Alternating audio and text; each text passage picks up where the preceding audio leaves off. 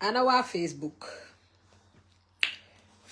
moole Facebook koole Facebook ana ñëpp si biir Facebook guys welcome back to Agies Corner. No, nama naa leen. Don't you guys miss me? Namu naa leen guys, namu naa leen. Ah? Ma ne ko suma partners in crime, nama naa leen. Good evening guys. Ma wax assalaamu alaikum. Ana askan bi. Yéen ñëpp laa wax, ñëpp. Tey nag Agies Corner xewati na. Ma ne ko Hotseat bi dellusiwaat. Oh my God, it's been a while. It's been a while. I haven't been here. Madam. Noise. Waa Agies Corner. Aji mu ngoog. Aji ñëw na. You guys were like, Aji, when is the Hotseat back? Aji, when is the Hotseat back? Guys, I'm not gonna lie to you lot. Summer, dama dey over busy. And come to Malen Fenal, I have a private life and a social life. So sometimes my private life, they're not caught up with my social life. So dama am pour deal with my private life, then when you was my social life. So why will I worry? I'm gonna Aji Dawut, ragalut. Ñun mayen be fi be faw. Man ko Hotseat bi mayen. Ti ken demut. Demu len baye ma duma dem baye le. Sen dofu len sa ngeen dem baye ma. Ngeen da ngeen dof. Ngeen da ngeen dem baye ma.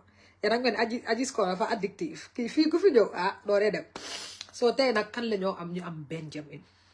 Ñu am one of our biggest reggae superstar.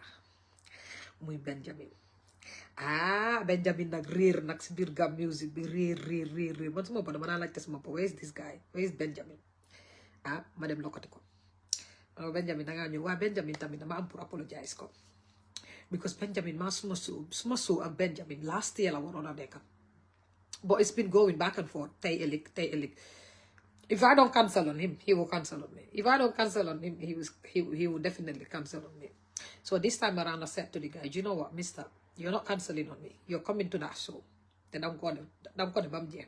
So guys moo xam leen suma kawar bu rafet bi nag bi is from Seykor the hair goddess style bi maa ko taana waa xam ngeen man moom maa dem ba seet lan laa bëgga ma yónnee ko ne ko lii laa bëgga moo ma dóor nag hair bi nii ku bëgga hair bi rek man nga maa contact man inbox man. So ñu may suma guest bi tuuti mu dugga si ma teg ko ay questions Benjamin nag manager am I will have to say a big thank you to Benjamin's manager. The funny thing is when I called Benjamin's manager for arrange Subi and Benjamin, oh my God, this guy was super happy to speak to me because he said he is my number one fan. Manager Benjamin, that guy just loves me. It was unbelievable the way he was happy to speak to me. I was like, wow. Guys, sorry, but my calls my niece, is it my glasses? Sorry, my glasses, my new toffee. I bet this is the first time you guys would like Aji. I get a Hotseat without glasses. Like them, don't let me was Aji. The my problem. Bala my calls my niece work on it. Come there. Can you check on my drawer? My glasses are there. You pass it, please. So my call drawer. Just a drawer. Some glasses. Yeah, for pass my please. Thank you. Guys, how my sol lunettes? So ko defee lunette bi ma mun a gis bu baax buti baaxu xaafi la. So Benjamin su fekkee ne yaa ngi foofu let me know. Thank you. Kombe am na beneen liggéey de bala nga jëma file ma wipe ko because suma box bi ñëwuta box so I need to wipe it. Oh my God. Jox ma bi. Merci beaucoup. Bye. Anything else? No, thank you. I'm good. You ma look after it. Suma niece mu ma look after. Sorry guys, ma fompa suma glasses. Na ma muna gis bu baax. Ma muna gis Benjamin bu baax suma ko laaj questions. God. C'est sama lañ nekk sama. Bëgguma woon a ñibbi si sax from Germany. Moom gonna enjoy suma stay bi in Germany. Waaye Germany teral ngeen ma. Kontaan na bëgg naa ñëwaat. Okay, how do I do this? Léegi wax leen bindaleen naa ko gis. Wax leen bindaleen ma gis ko ma read ko. guys ana suma guest bi nag dafa nelaw laajal leen ma Benjamin man ma ne ndax dafa nelaw suy nelaw tamit ma xam fan la toolu. You know what? I'm not seeing send comments in nekkuma di ko gis. I think someone wrote a comment. Someone wrote a comment and I can't even see the comment. Nekkuma di gis comment bi de ngeen baalal ma. Massa nekkuma di gis seen comment si fii nii. Wale Benjamin man ma ne dafa ragal. Fana waa Birkama la. I'm sure he's from Birkama. Waa Birkama ina duñ dee ñeme suma suu bi noonu. Duñ dee ñeme Hotseat bi noonu. Naka waa Birkama duñ dee ñeme suma Hotseat bi noonu.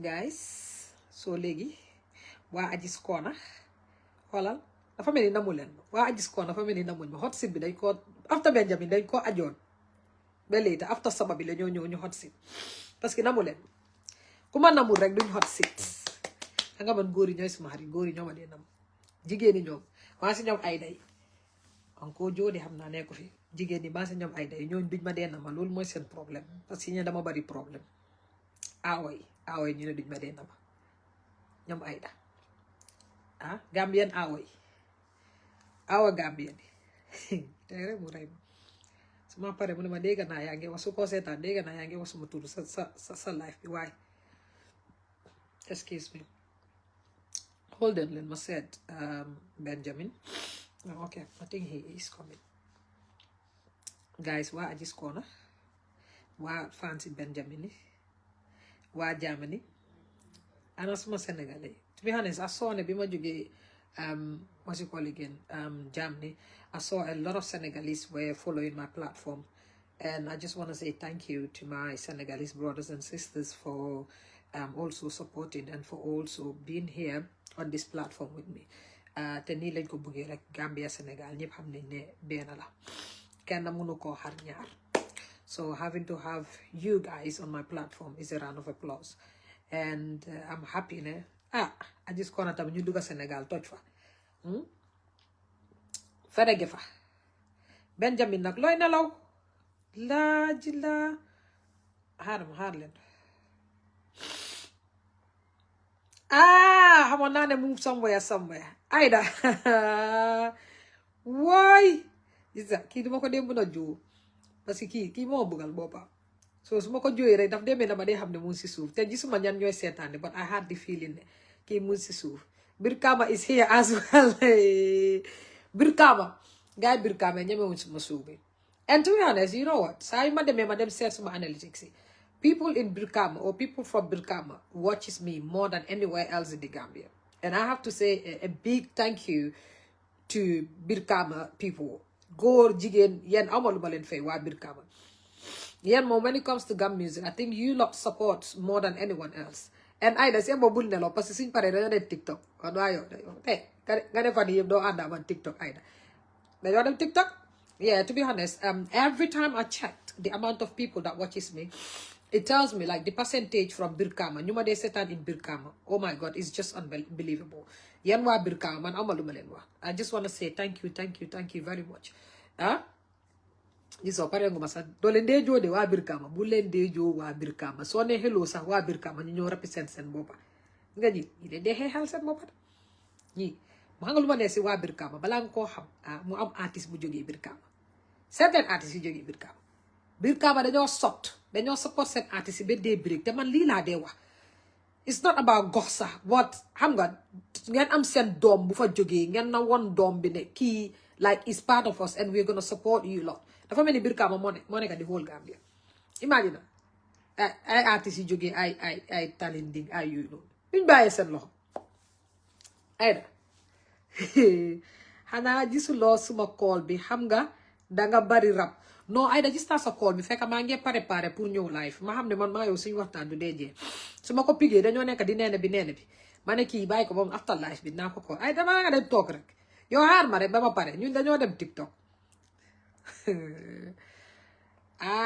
waa Germany non waa Germany aw ma dara lu ma leen wax waa Germany dañ ma terala oh kontaan naa man foog ma demaat Germany dama happy Oh, I wish ne aduna bi yëpp ñu mën a teralee nii gan. Ma wax jërëjëf si Kine Jeng Sala. Birkama is just a village in the Gambia. Yeah, I know.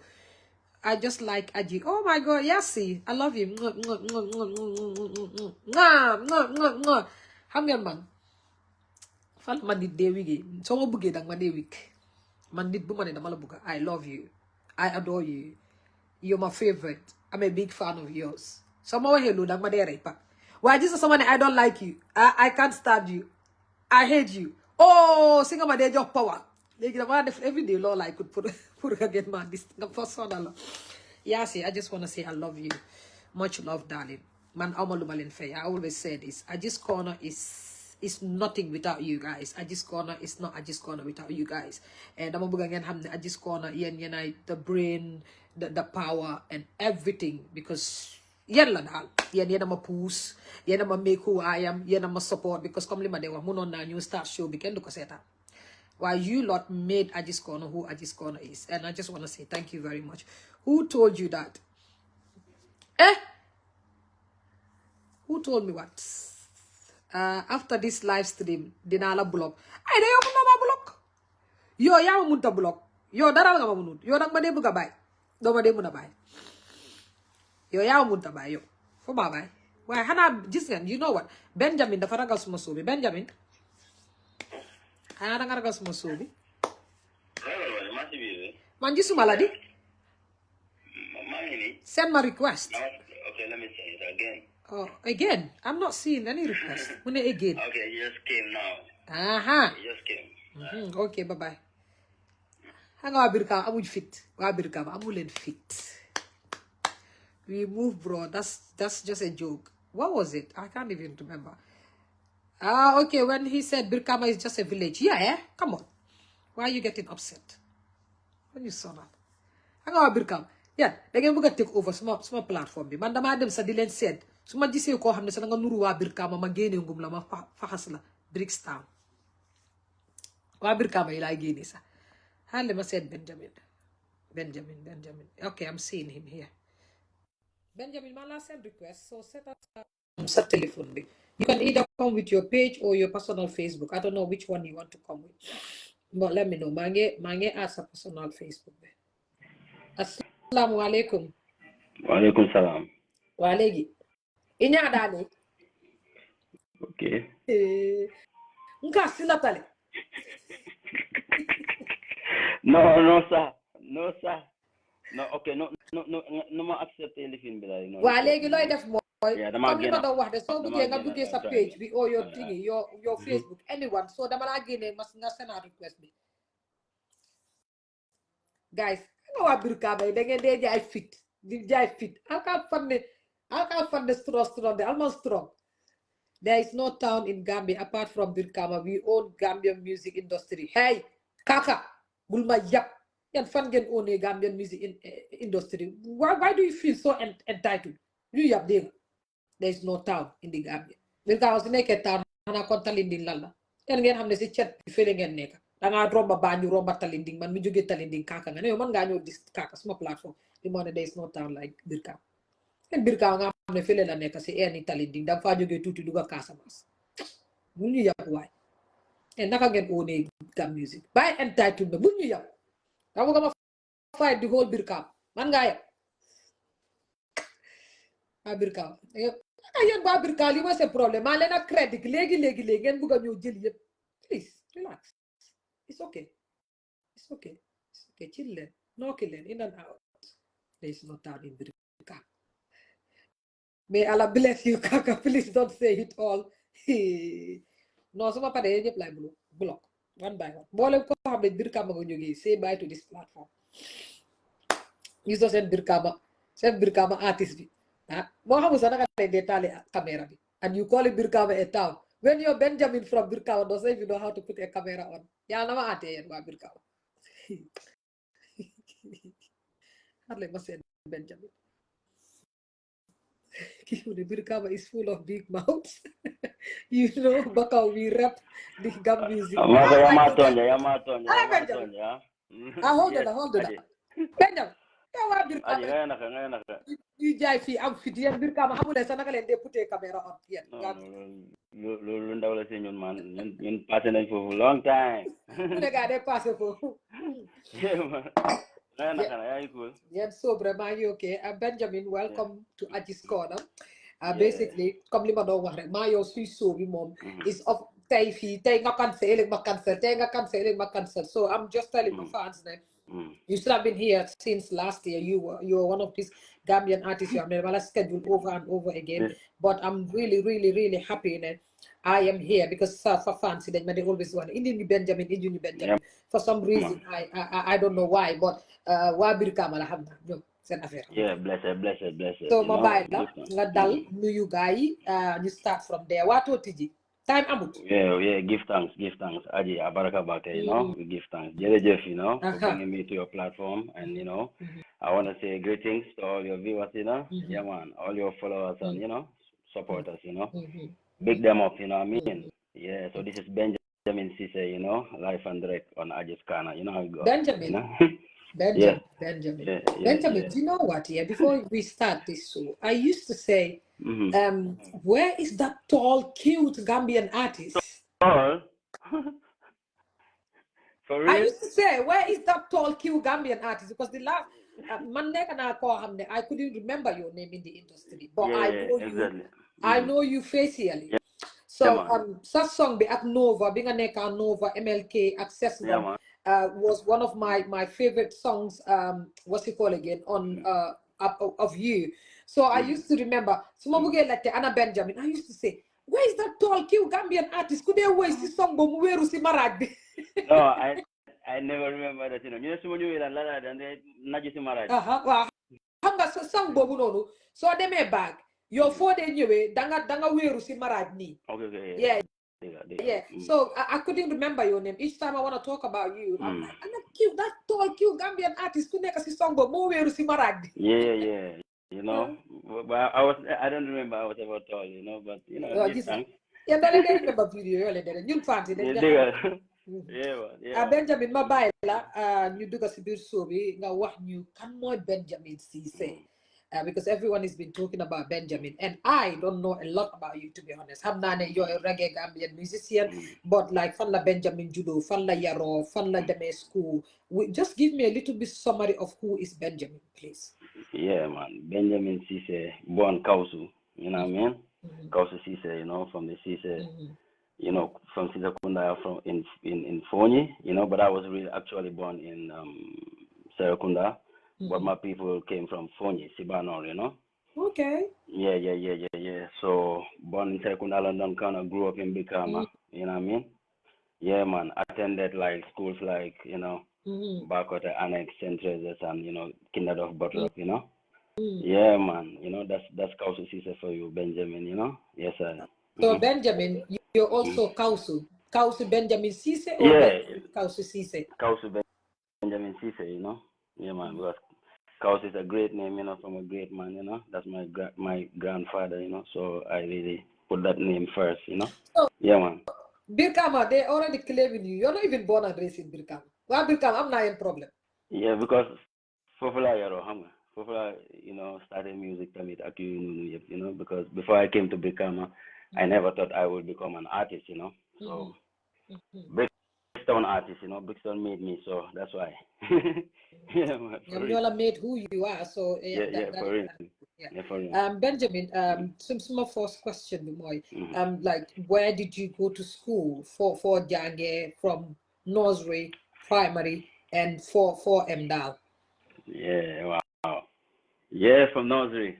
Yeah, man. Yeah, Benjamin, you know, like I remember one of the school, I could say one Dipakunda, because kid from Nekon, you know, Taliban you divide, you know, Dipakunda London corner, you know, Tali Safidin, you know. Okay. Yeah. So the man attend Bena nursing school, you could or a Philos nursing school, you know. You know, but I'm not you know, I mean, so them body to bridge, you know, back of the bridge. Yeah, but I'm going to naked, you know, Ben carry aquam for, you know, you go a philosophy school, carry anti-course, for now anti-course like that. Yeah, why? I think, you know, she's late now, you know. Yeah. So Fofla the first one was his school. I think it was three, I forgot how long I was attending that nursery school. Mhm. From there on, I went to Barcode Annex, Fofla the grade 1 to 6. Mhm. Barcode Annex to St. Teresa's, 7 to 9, and then to Kinderdorf Bottrop in Bikama. Mhm. You understand? Yeah. So that's my educational, and also I spent I would say a semester or something like that at the Gambia College, because Mhm. it wasn't really a full year, I think I spent some few months there and I couldn't continue and I stopped. Mhm. Yeah, man. Mhm. Benjamin, Mhm. loolu am na solo trop comme artistes yi dama dee wax ne ñun dañ dee Mhm. claim ne we know you guys but we don't know you guys much unless Mhm. interviews yoo xam ne we go on details ñu ask leen pour askan bi tamit jéem a xam because dara gënut a ne gaay weddi wante sa mbiri sa artiste sax ne xay kii nga xam ne nii naa ne xam nga rek mu Yeah. gën a leer mu gën a set Yeah. Benjamin dañ bëggoon a xam Mhm. why music and why reggae music dañ bëgg a xam Benjamin naka la duggee si biir music ak lu la motivate ba nga dugg si biir music. Yeah, man. Reggae music. Yes. Yeah, man. That was my the first music that I fell in love with, to be honest. Even though prior to reggae music, I've been exposed to all kind of music, but the first music that I fell in love with was reggae music, and maybe it's because of the influence of the people around me, like my environment, where I was born, like my family, because my father used to listen more of the time reggae music. My dad, I remember in his house, in his car, when we go in, it's mostly either Demba Conta, Lucky Dube. Lucky Dube was one of his, great best artists, of all time, Lucky Dube.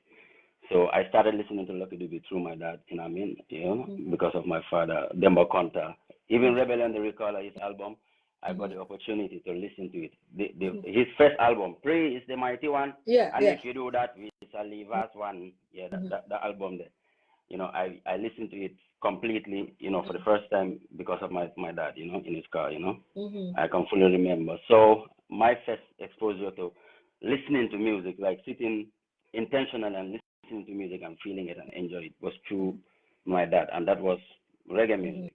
And my brothers too, like my big brothers, from Bamba to Hurricane, they used to listen my big brother Bamba, they used to listen to some nice classic reggae music, like the ones like Glenn Washington, Wayne Wonder, back in those days, I don't know if you can remember those days, I love Glenn Mhm.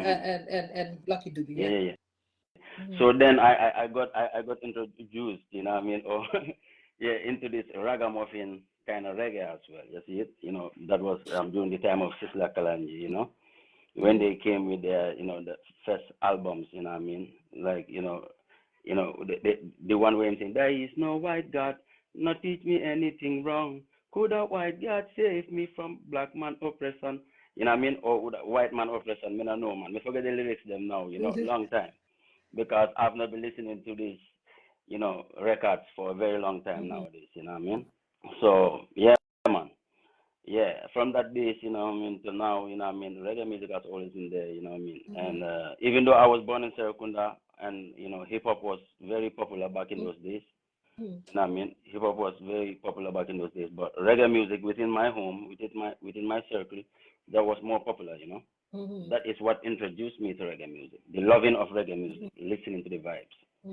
So, and after from there on, when I start listening to other music and compare them to reggae music, during that time, I was learning more from reggae music, Then I was learning more from other music. You understand? Other music, I know it's all about, the tempo, dancing, the beats, and, the moves. But reggae music, it was more than just movement It and was the dancing. It message. was a message, It was good, It was motivating, It was encouraging, It was educational, So I felt like I could, reggae music served me, during those days, Yeah. So in the long term, my brother Hurricane also got involved, in music, got started singing, making songs, and he was a very, very brilliant musician, singer, songwriter.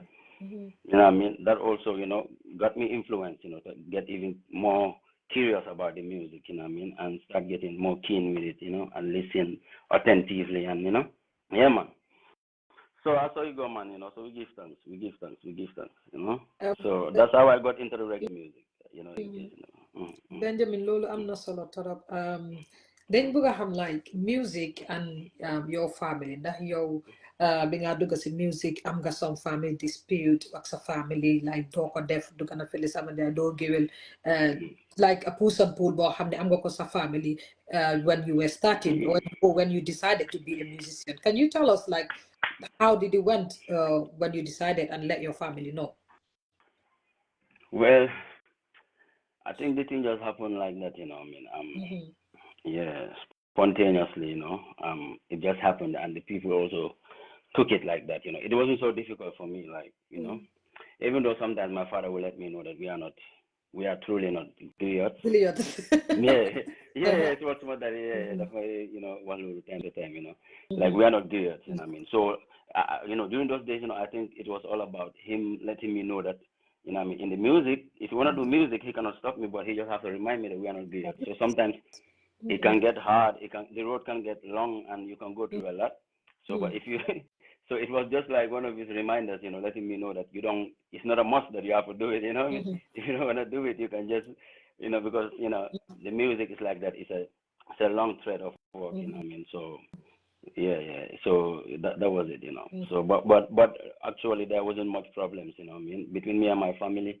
It was just cool, with music. It was not so difficult for me to start doing music. Yeah, man. Benjamin, when you started music and having to play on stages, was it difficult, like the nervousness? Because I think you are the first artist, the Gambian artist that I asked this question. Because like recently I was in Germany and I was with a big Senegalese musician and I saw him have a panic attack before going on stage. And I used to ask an artist that I know, like, how do you guys do it with that crowd? So when you started music or up to this point, how do you do it, having to know that you're going on stage to perform in front of a large crowd? Yeah, man. I think you just did it, not long ago, I saw Yeah. you. And how was it, I had anxiety.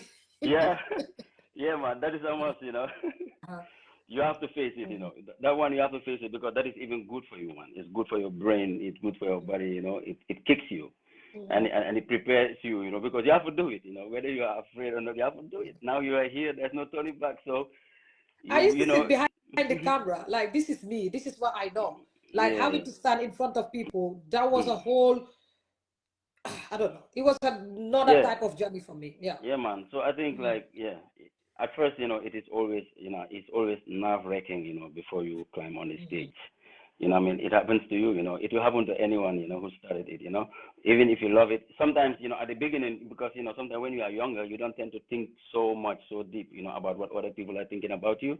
Yeah. So sometimes you just have this natural confidence, you just come. But as you get older and responsibility starts falling on your shoulders, the weight of life will make you start to question everything twice. So it's your mind, So that's why we have to learn about mindfulness and self-awareness and trying to be aware of what is going on, analyzing the situation and trying to center yourself. Because first and foremost, before you master that, you have to accept that. You have to accept that this is happening. This is reality. Sometimes you get nervous before you go on stage, but you have to know that you have to do the work. You have to do it right. So what do you need? You need to calm down. So first, when you accept that you are nervous, then you can center yourself and bring yourself in the middle.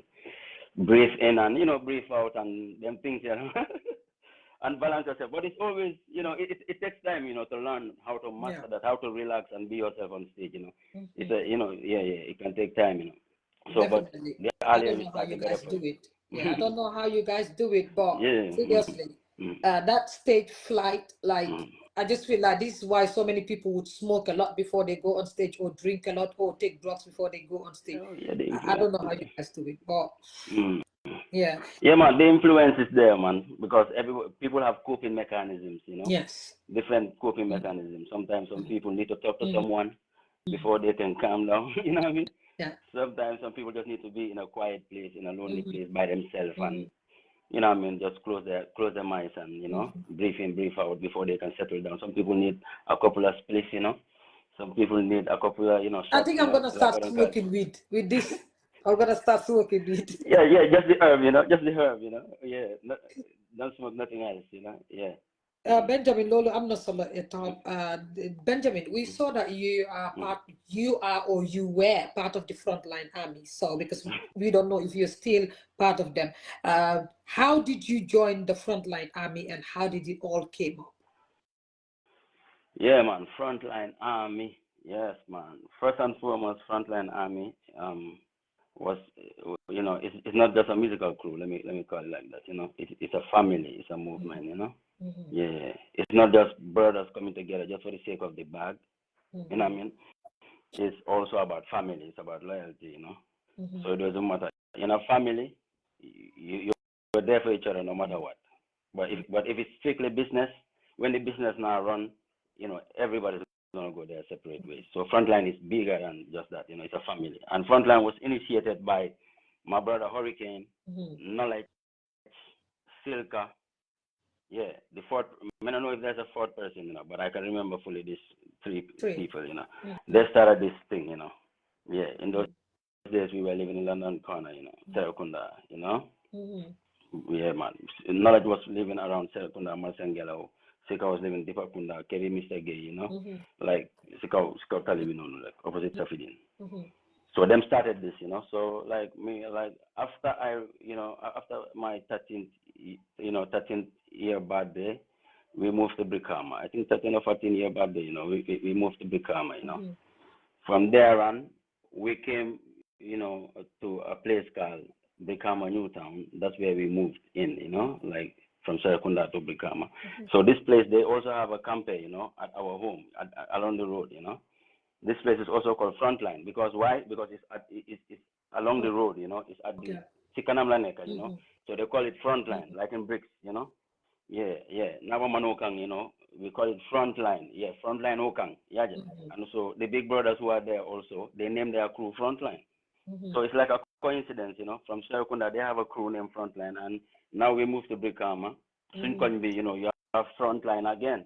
So the Frontline repeat itself. So it's destiny. So my brother took up that name, and continue with it, Hurricane, Yeah. So from Hurricane, I got into the music. I got into Frontline because naturally Hurricane is the first person who influenced me like to sing like directly because I'm sitting there live and direct with him when he's doing his rehearsals, singing songs.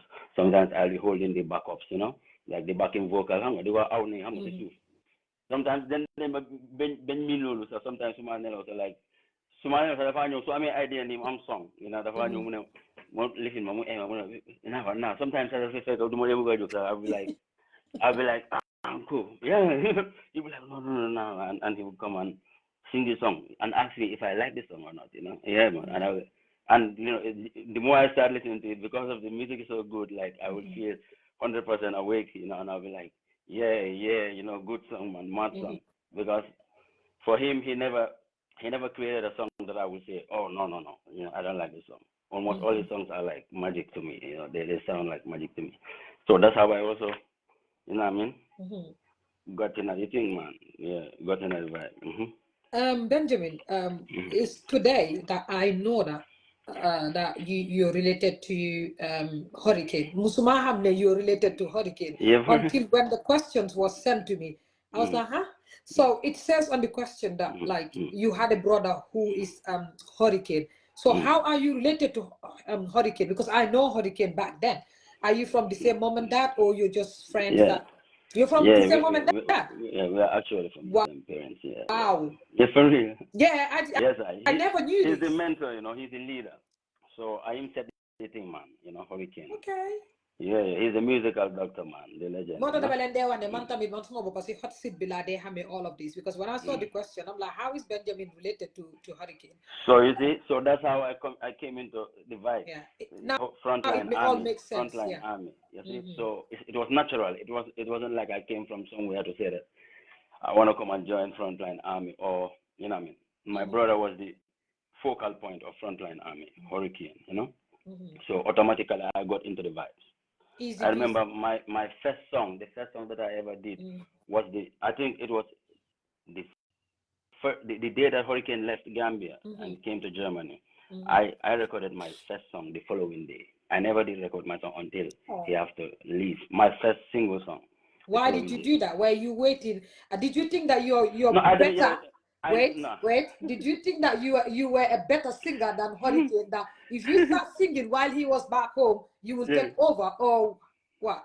No, I was singing. I had a song before, like, but that was a collaboration. But this is my like first single that I did. You know what I mean? That went out. That was played on radio. The first single, solo track of Benjamin. I did that for the first time the day after he left the Gambia. But why? Because I didn't feel like it's necessary for me to sing at the time. I was learning. It's like you were thinking I'm a better singer than Hurricane. So if I drop this one, no, if I thought I was a better singer than him, I was a better singer than him. I would have started singing while he was here, while he was in the Gambia. You know what I mean? But I waited until he left. Then I continued his legacy. I continued what he left behind. You understand? Because I didn't want that fire to die. Because it was something very beautiful. After he left, someone has to continue it. You know what I mean? So. And that's life. That's the beauty of life, because one has to go sometimes for another to burn, for another to rise. You understand? Yeah. So this family trick is what you guys were playing on us. No, but that's life, That's life, Sometimes it cannot them with another one doesn't get the spark to shine. You understand? Because that's life. That's the nature of life, Sometimes movements have to happen, man. Movements have to happen. You know what I mean? But but when Hurricane was in the Gambia, I didn't feel like it was necessary for me to sing at that time, because at that time I had the opportunity to be by his side and learn how he does these things, how he writes songs. Because I was never in a hurry, in fact, to be on the to be in the limelight. You know what I mean? To be in the spot. You know what I mean? Because for me, for us, it was more about the feeling, that musical feeling, that feeling that you feel. It wasn't about the glitters and the glamours, like how the world sees you. And that time it wasn't like that. That wasn't the picture in my head. It was more about the beauty of music. You know what I mean? How you sing on the beat. The music, that feeling, that natural ability to do that. How sweet that feeling is. That alone was like, ooh, that was magic. That was the best thing ever that can happen to me. So I was learning. I was by his side. Learning how he does his things, how he writes his songs, and his sweet melodies too. Benjamin, I have a question that was gonna come later on, but I have to bring it now. So now that you felt like your brother needed to go for you to take his legacy. Now, everyone in the Gambia, this is not something that I had now. I've had this before and before and before, and it's written here. And I don't read the comments much when I'm doing live shows because I ignore it. It's not part of my show. But when we started, I can see many people to you saying this: the king of reggae, the legacy king, the king of Gambian music. Gambian reggae music. Having to have your brother who is also a reggae artist. Do you think that you are the king of reggae music in the Gambia? Well, we are all kings and queens, Do you think, or do you feel like when it comes to reggae music, there's nobody else that can do better than? I think there are many kings and queens in reggae music, Do you feel like that?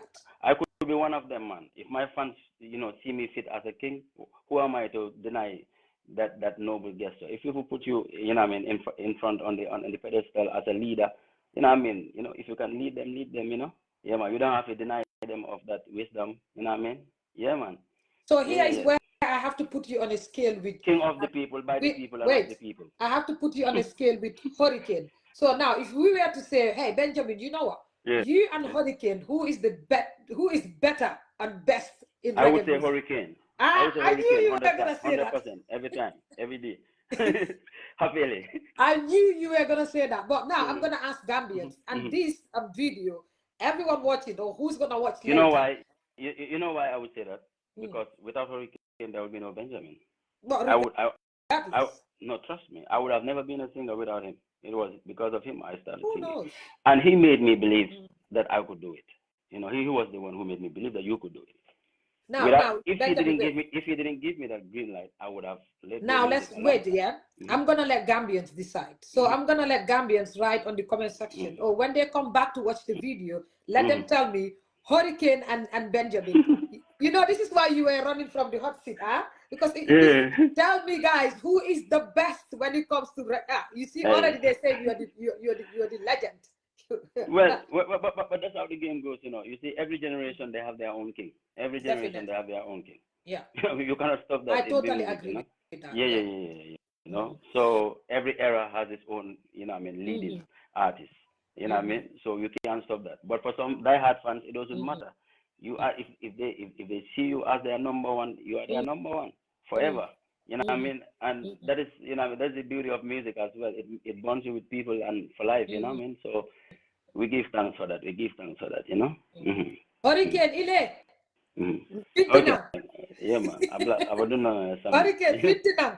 And you call Lafta Kalon Ini Benjamin Juma is the who is the legend and who is the king of reggae. And Benjamin, it is so beautiful that you guys are blood brothers and you guys all sing in the same line of music. Have you ever thought of having a collabo with him, or have you had a collabo with him? Yeah, I did have a collab with him. I think this was shortly before he left for Europe. You know, in the Gambia, it was one production called Ganda's Production. It was Oluganda's production, and we recorded it at MJ's place.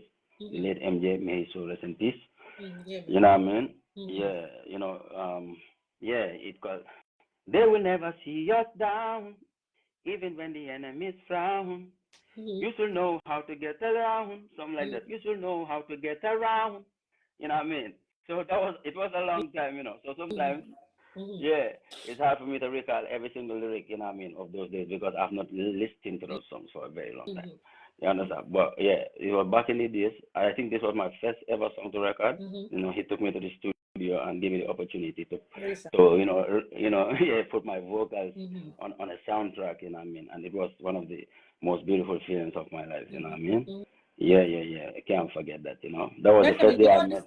You know, the funny thing is, I can remember Hurricane's name, but I can't remember his face. Yeah. So after this You show, have to just I will search have him, to you know. go back to YouTube and type it because, to be honest, I like to be honest. I know Hurricane Ike, but it's been a while. So the next question says, But do you know this song? You got to take it slow, though the pressure is on. Be strong with the flow, under the burning sun. no, I can't. You got to take it slow. You don't know how long reading, you know, Smiling Coast reading. Yes, it is written here. Motamayela, I can't remember because these are back in the day. But Somalaje, I know Hurricane. But I haven't, but by the matter I tell the artist, come soon Lareni, especially on social media, it is hard for us to pick up because man, never fought a Hurricane. Until when I saw him on these questions, I was like, oh wow, Hurricane and Benjamin, they're brothers. So I will definitely go back to his profiling and thingy, and I will try to facilitate after your Puruma try my indica because he definitely needs to come to this show. Yeah. He need to come. Yeah. He will come. He will Benjamin, come for sure. the next question is they said here Hurricane was a very, very good Gambian artist, and especially he did wonders on the Smiling Coast Rhythm, which was produced by the Cyboy. The question says, how is Hurricane doing and what happened to him? Why are people not seeing him? Regardless of him has to answer this question, but you are good. I think people want to know a little bit about him. Yeah, man. Hurricane is doing fine, you know. Yeah, man. He's doing great. You know, he's living his life very happy and comfortably. You know. Yeah, for real. So I think it's just a personal decision that he took, you know what I mean, in the past and decided, He's you know, to take still some doing time out. music. Hurricane, I wouldn't know if I don't think, you know, he's doing music right now, you know, I mean, actively, you know, I mean, because if he was doing music or he's still doing music, he would have been releasing them, you know. But it was that's why I said it's a personal decision for him to decide to take a break out of music. But I know that music is in him, and you know, anytime, any given day, he's a musician, he's a great writer, he's a great singer. Anytime, any given day, yeah. But it's just a personal decision that he took, you know, and you know, he never regretted Yeah, we it. want him back. Hurricane, if you are watching, we want he you might back. come and surprise the people, you know, because you know, for us, you know, in the vibe, it's more about the love of the music, the passion, you know. The music is our hobby, you know, and we love it, we enjoy it, we like to do it. At the same time, professionality, but you know, it's more of a hobby sometimes, you know. Benjamin, when you left Gambia, Ibota Gambia le itata Europe, kabe itata Europe. When you were in the Gambia, ila musical was like when you say reggae musicians, you just have to call Benjamin. And people like me, like I said from the beginning, telephone mol meje kotenke me moy kotenke. I used to ask because malong ko itata Europe le. And at that time, social media was not this powerful. And at some point, we were not even using smartphones. We were Yeah, using yeah, yeah, yeah. phones and all of that. So we couldn't know at all where about or something like that. Because dengan JK, you wipe most of you wipe yourself on the surface of the music industry. Kabitata Europe, how does it feel having to connect with your fans? Because ngajele ko atola generation o come kusi dem Europe then they fat again in the industry ñu jékki-jékki déggatule yow naka nga def ba nga xam ne sa connection ak Gambian music because léegi soo waxee Gambian music and Benjamin some music is more of Europe than back home. Well, you know what I mean. Let me question the water. What happened? Before them Europe, you didn't make sone. Your music is powerful as much as it was in the Gambia back in the day. What happened there? Lutam overlap. Well, I don't know. Maybe it's a distance. I don't know. I'm not sure. You know, probably it's a distance. You know, because you know, yeah, it didn't happen to only Benjamin. You know, what I mean, like anytime you leave the Gambia, you are outside the Gambia. That happens naturally. Yeah, you know, I don't know. definitely. It has been happening. You know, over the years. So it's and you know we grew up to be accustomed to that. Like artists would travel with them. Never artists they are not working also, but it happens. You know, we don't know why. You know what I mean? So we're trying to find a solution why we can bridge that gap. You know what I mean? To make sure we have a strong connection. Like what would matter? You know, artists from NECA, whether we Europe or me Gambia, as long as give thanks to the internet. You know what I mean? Social media and things that we can always keep that connection, share the thing and share the vibes and keep the link, It's possible, So, but I don't know why, I'm questioning, why is that happening? Like artists in NECA Europe, some they play as it's supposed to play back home. Some will say because you don't send us, the songs and stuff like that, But I don't know if there is a valid point, but yeah, man. Give thanks, Still, these Benjamin, ones we are coming together now. don't you think that come young artists in Europe come sometimes send projects.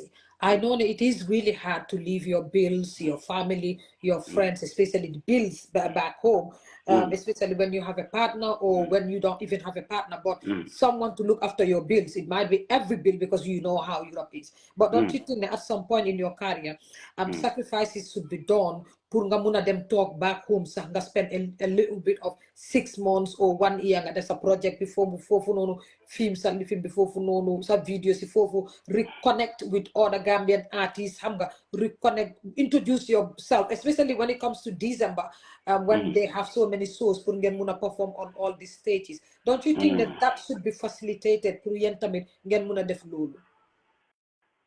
Yeah, man. Well, that is a valid point, though. I cannot beat that. That idea. That it's good for you. That's another strategy too. Yeah, man. How to reconnect back with the people, and I think it's the best strategy. But sometimes, it depends on where you are and what is happening around that time in your life. That's why you cannot take certain decisions. And because you're hungry Europe. You come. Jar everybody. There are so many things you have to run up and down. It's different from back home where you just chill and relax. Here, before Banga settle Banga then talk, you have to run a lot of things, Yeah, man. Yeah, it's not it shouldn't even be a secret, man. You have to run a lot of things, man. So that's why sometimes need to senior Europe, it's gonna take time before they start going up and down. It all depends on the condition in which you came in, Yeah, man. Yeah. Today you come for marriage, yeah, probably you can come. Today you come for holiday, you can come and go. Easy. Yeah, man. Yeah. But if you come, for a long stay, then, if it happen like that, like you're going to stay and you're going to stay, you have to run certain paperwork here and there. Yeah. And sometimes those paperwork might take time. You understand? So there are certain things that you would want to do, like you would want to make possible. Sometimes it might not even be the paperwork, so it might be the responsibility. Yeah. That you have, Definitely. at that moment. And as somebody who have his own family and things, your kids come first in whatever you're doing, So you have to give them the right Priority. nurture, the right, you have to give them priority, you know, the right way they need to be raised, you know what I mean, the right nurturing, the right teachings and learnings is very important, especially at the beginning, you know what I mean. So you have to be there as a parent, you know what I mean, for your children too. So ak nu ko dee waxee rek season and time, you know what I mean, lu nekk ak season am la ak time bi su jotee rek that they happen that they yomba. Why home is home. We love home, man. Because of home we are here, man. Yeah. Uplift home, man. Yeah, man. So yeah, for real. Benjamin loolu am na solo torop comme yow mi nga xam ne Gambian artist nga bu yàggu ne this was last year mid or beginning of last year where coow am fi because yéen mi nga xam ne seen generation dem na ba nga xam ne Gambians feel nañ ne yéen you guys are all artists like ñu poussé leen boo soo waxee rek dañ leen dee even ooye all artist la yow mi nga xam ne generation boobu noonu na te dégg nañ fi Musa Ngum muy xam mi nga xam ne is the legend mu ne artist du daanu artist bu fokkee liggéeyam artist du daanu so yow mi nga xam ne you were behind the scene because whatever happens on the internet you see it te xam naa ne you are a keen follower of Agies Corner te I will say thank you to you because man dama dee wax ne yéen la ba pare yéen tey bind naa ko sax ne artist yu góor ñi man I had ne artist yu góor yi they abuse women in the industry but I didn't have that feeling with you guys treat me like a jewel and with respect gis nga nit yi dañ demoon a wax si biti sax waaye li tax maa dee continuer mooy yéen because you guys make like the encouragement from you guys suma waxee yéen WhatsApp suma nekkee yéen on the internet I'm like you know what I'm not gonna stop because of Benjamin listen keneen ak keneen so yow mi nga xam ne yaa ngi nekk behind the scene and nga gis maybe benn artist boo xam ne mu fa woon def na comme you am nga loo bàyyee Gam Music today they calling you the king keneen am na lu mu bàyyee xam nga am ngeen si waala because yéen a groom music bi pour mu ñëw tey yaa ngi wax Hurricane ñeneen ak ñeneen yow having to talk nga de ba tey mu si internet bi yow having to sit down nga de gis ñu de bully some of you lot that were there how does this make you feel do you feel let down by your own people back home or the people that you feel like ne ñoo bàyyee nga leen dara def nga dara waaye mënuñ koo cherish or respect it well like come you they been and stuff like that I think I respect whatever a man thinks you know what I mean.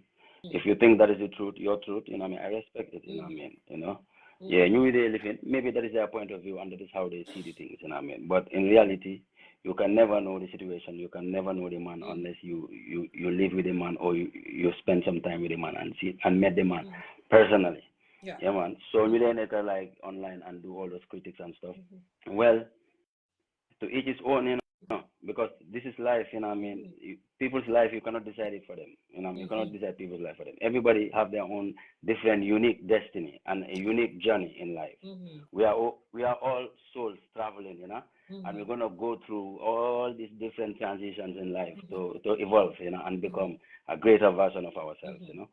So sometimes we make any, you know what I mean, inferring, and I know that's also it's part of this music industry, you know, and it's part of social media. You know, people are gonna have different opinions, man. So you can't take that personally. I don't take that personally, really. I just see it as, yeah, man, give thanks, man. Yeah, we are alive, alhamdulillah. You know what I mean? You know, once you are alive, you know, once people start writing certain things, yeah, you matter. That's why. You understand? Yeah, you are alive. You know what I mean? You are kicking. That's why some people are talking, you know what I mean, good or negative, man. So give thanks for both, you know. Because Benjamin, I am a keen follower of your platform, and I see that you take the Gambian flag up high everywhere you go. And I see you have shows in Europe constantly. And I see you having to have collabos with other Gambian artists in Europe, and it will come later on. Again, how do you feel? Yo, Yange Repsa, wherever you are in this world, the fact of the matter remains that you're a Gambian. You can't change that. For Mundi them said that Gambian artist. Regardless of so fly Gambia, so flag, but also yourself to be a Gambian. So how do you feel like, okay, you know what, I'm a Gambian artist who is somewhere that is not home.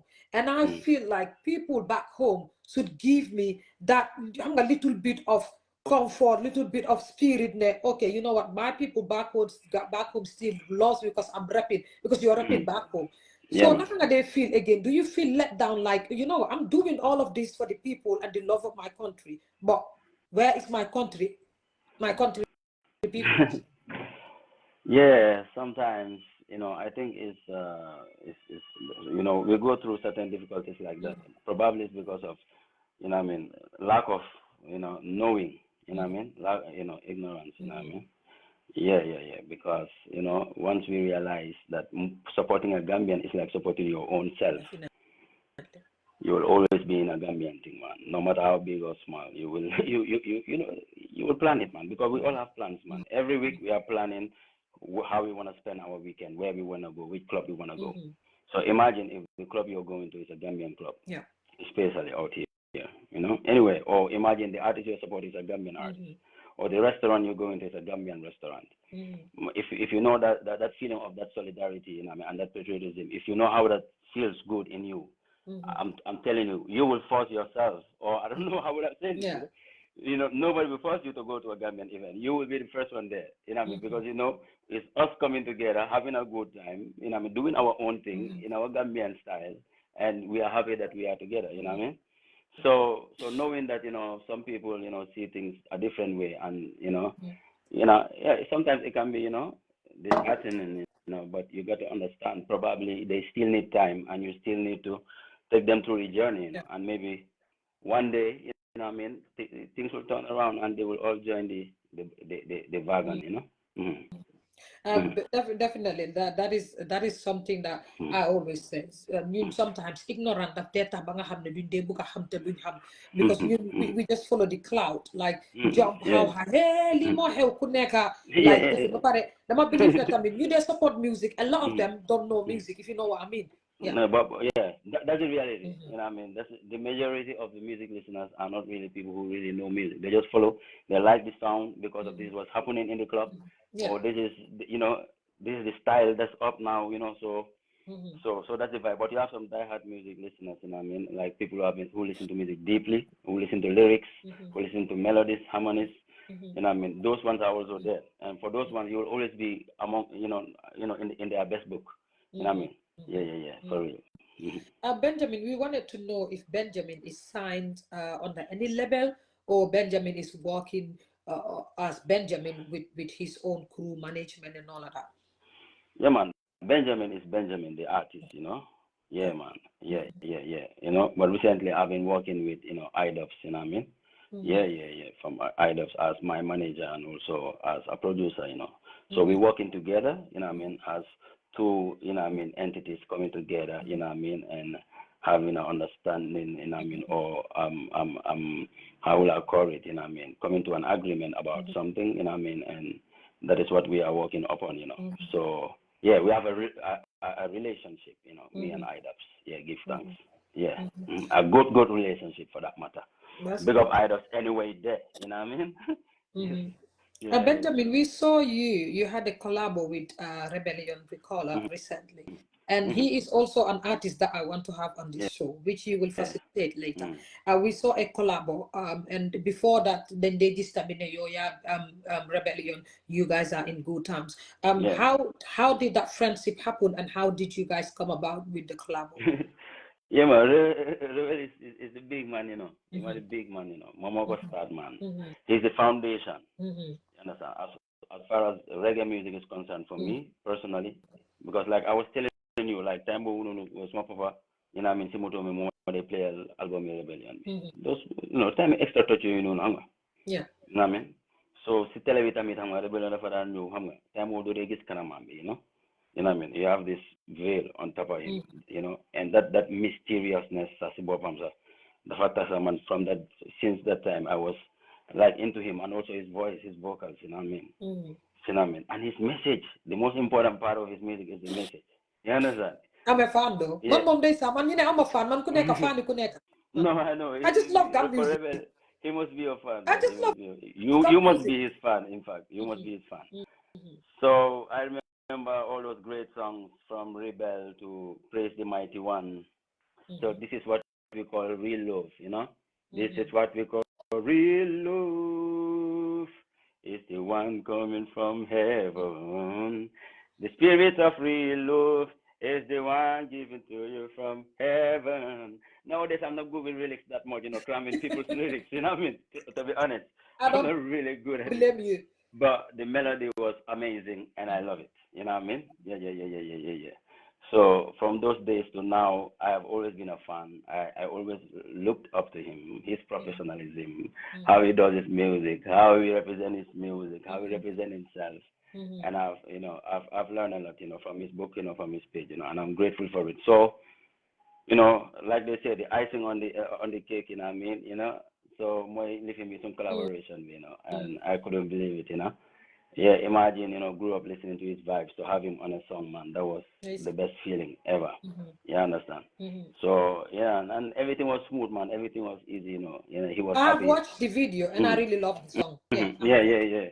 He was happy to be part of the song, what I mean? He embraced it, he blessed the song, and, we all bless it and make it, make a masterpiece, what I mean? A song for everybody to listen to, and get a vibe from it. You understand? Yeah. Yeah, That give is thanks. good. That is good. So Benjamin, you been away, nga neka away, bapare trying as much as possible to sa music bineka bir Gambian music industry bitamin in Gambia.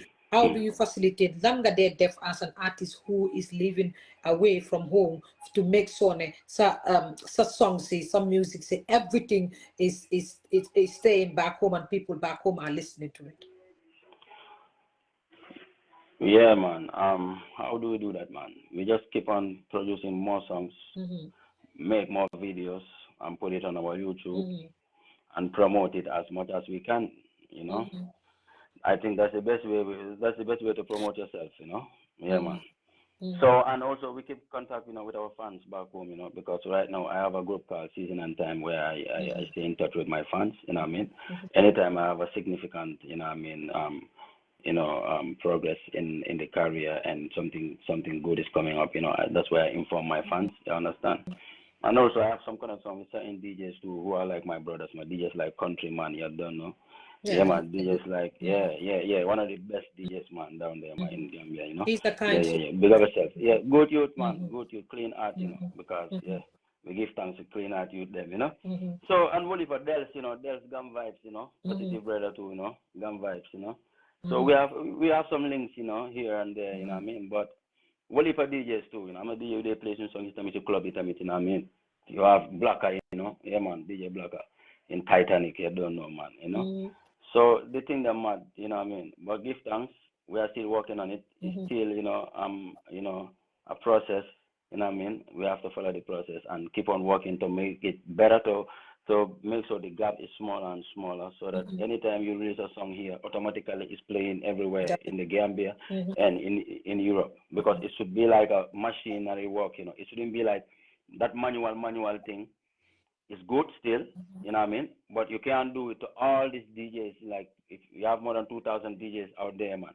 So if you want to give each one individually, it might be a little bit tough. But also, it's very important also for a DJ to play also what you love. You know what I mean? So sometimes I don't force DJs, you know what I mean, to give them my song, because sometimes I give it to them. If they don't play it, I might take offense, If I give you my song and you don't play it, you know what I mean? But if you love my song, ask me for it, and I will send it to you. Or also, you can get it, man. There are ways and means to get it. Buy it, man. Support me. I think you have to support me too. I just know, yeah, man. If you call me for a show, your birthday, but I will support you as well. As the artist, you know what I mean? Yeah. So vice versa, we support each other, man. I think that's the way to bridge the gap and make the work even smoother.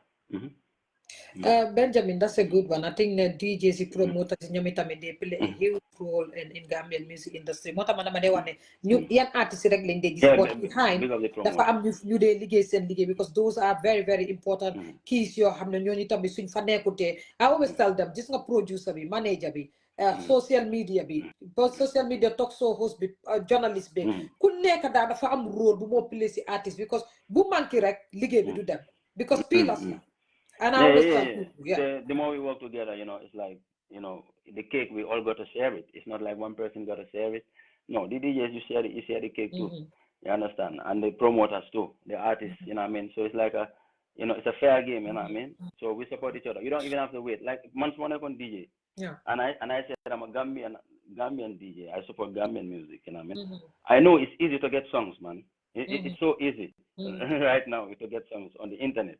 You know what I mean? So I wouldn't even have to wait. That's just ego, But probably that person Helame Dulalal at that moment. Yeah. Monaco send 1, 2, 3, or 4, but that moment Helame Dulalal. But you know you can have access to the thing.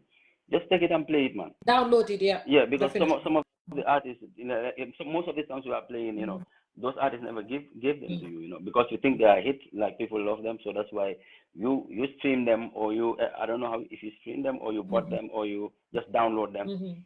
You did that, Vibes Cartel, you know what I mean, Popcorn, you know what I mean, all them man, them never send you them songs, you know what I mean, but you know how to download them and play them. You can do that with our songs. This is true. They will tell you the artists never send me their songs. Yeah, man. Yeah, but you can download our thing too and play it, man. It's normal. It's the same. You know what I mean? It's the same thing, man. You know what I mean? If I need you, I'm not gonna wait and say, yo, this guy never linked me or this guy never. I'm just gonna, show that I need your product. You know what I mean? You either ask me or you download it. You can ask me or you download it, or if you want it, you just write me. I have my social media profiles are there. Yeah. Message, send me your album, send me your this and that, and I will send them. Yeah, man. Yeah, man. Benjamin, Benjamin, I have a few rumors for you here. Rumor has it that Benjamin is more focused. This is the part I like about this show. I have rumors.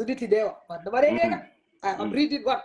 Rumor has it that Benjamin is more focused in when it comes to his career, he is more focused about selling his career into Europe than back home in the Gambia. Is this true? Than winning the hearts. You're more focused on your music career around the Europe area than back home. No, man. I want my music everywhere in the world. Not only back home or not only Europe. You know what I mean? Back home is my home. When I'm there, I do music. When I'm in Europe, I do music in Europe. You understand? So it doesn't matter if I'm in Europe or I'm in China, sir. You will think I'm more focused, like doing music in China, because I will try to find shows and I would love to perform because I love it. You understand? I can't go without it. So so that room on it, I'm more focused promoting my music in Europe. That's not the reality. The reality is I just do music for Maneka. You know what I mean? For Maneka, for Friday, I want to concentrate 100% my dev job because for Maneka, like I cannot live Maneka physically, mentally, spiritually, manifestly. You know what I mean? Man, I don't know how to do that. I am always centered. You know what I mean? That's where the spirit is, and that's where the concentration is. So as Mama plans like to go to Gambia, when I'm in Gambia, I make sure I do the music right. It's not just coming to Gambia to present the music, to be there and be present with the people, connect with the community, connect with the item fully. You know what I mean? Not being there and being here. So man, no lamel, Yeah. Benjamin loolu am na solo trop. Again, I have another rumor, and this rumor says Benjamin dafa beru dafa tiye boppam. Benjamin for a while connected to Ben Gambian artist back home dafa tiye boppam can support ko because of the fact ne dafa tiye boppam lean back interact with Ken. And what is this that's rumor joke, true? Man. And if it's true, why have you done that? No, that's a joke. That's one of the biggest joke, man, I've ever heard. Yeah, Benjamin never, kept himself away from no artist. I always have a cordial relationship with all the artists. Never kept myself, You understand? Music is a feeling, yeah? Yeah. So, like, for me, what I mean? I don't know how other artists perceive music, but for me, it's a different thing, Yeah. For me, it's more about your feeling, what I mean? The music you want to do, what I mean? It's more about that. It's more about the kind of art you want to make. So it's not like you're just gonna jump on anything, you know what I mean? Just because that thing a pop now, you know what I mean? That is the trendy thing. No, sir. Swing music they may like when we have a vibe together, you know what I mean? Harmony, we will do something easily. You understand? But if the harmony is not there and the time and the location, we never buck up on one another. Like we must meet that. You know what I mean? So probably we might never do a thing. You know what I mean? Boy, meet a mom, I'm vibe, you know what I mean? Anytime I meet with any artist, it's a nice vibe, Yeah, man. Anytime I meet with any artist, like from Buddy Bunker, to the wall of them, man. Buddy Bunker, Buddy Bunker is a good youth, you know what I mean? It's, like, most of them, there's some few shows together. He's a smart youth, I like the fact that he is a very focused artist. Very focused, man. He does not like the drama and all of that. Exactly, I met him, man, since back in the days. I've got my eyes on you guys. You is a music fan, That's what you call a music fan. Come Mundam settle from day one. Definitely. Yeah.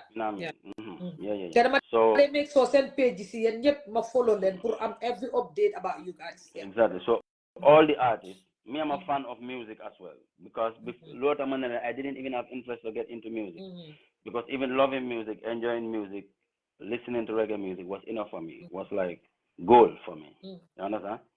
So unless when my brother traveled, still I decided I want to continue what he left. You know what I mean? So that's how I got into the vibes. You know what I mean? That's how I got into the music. You understand?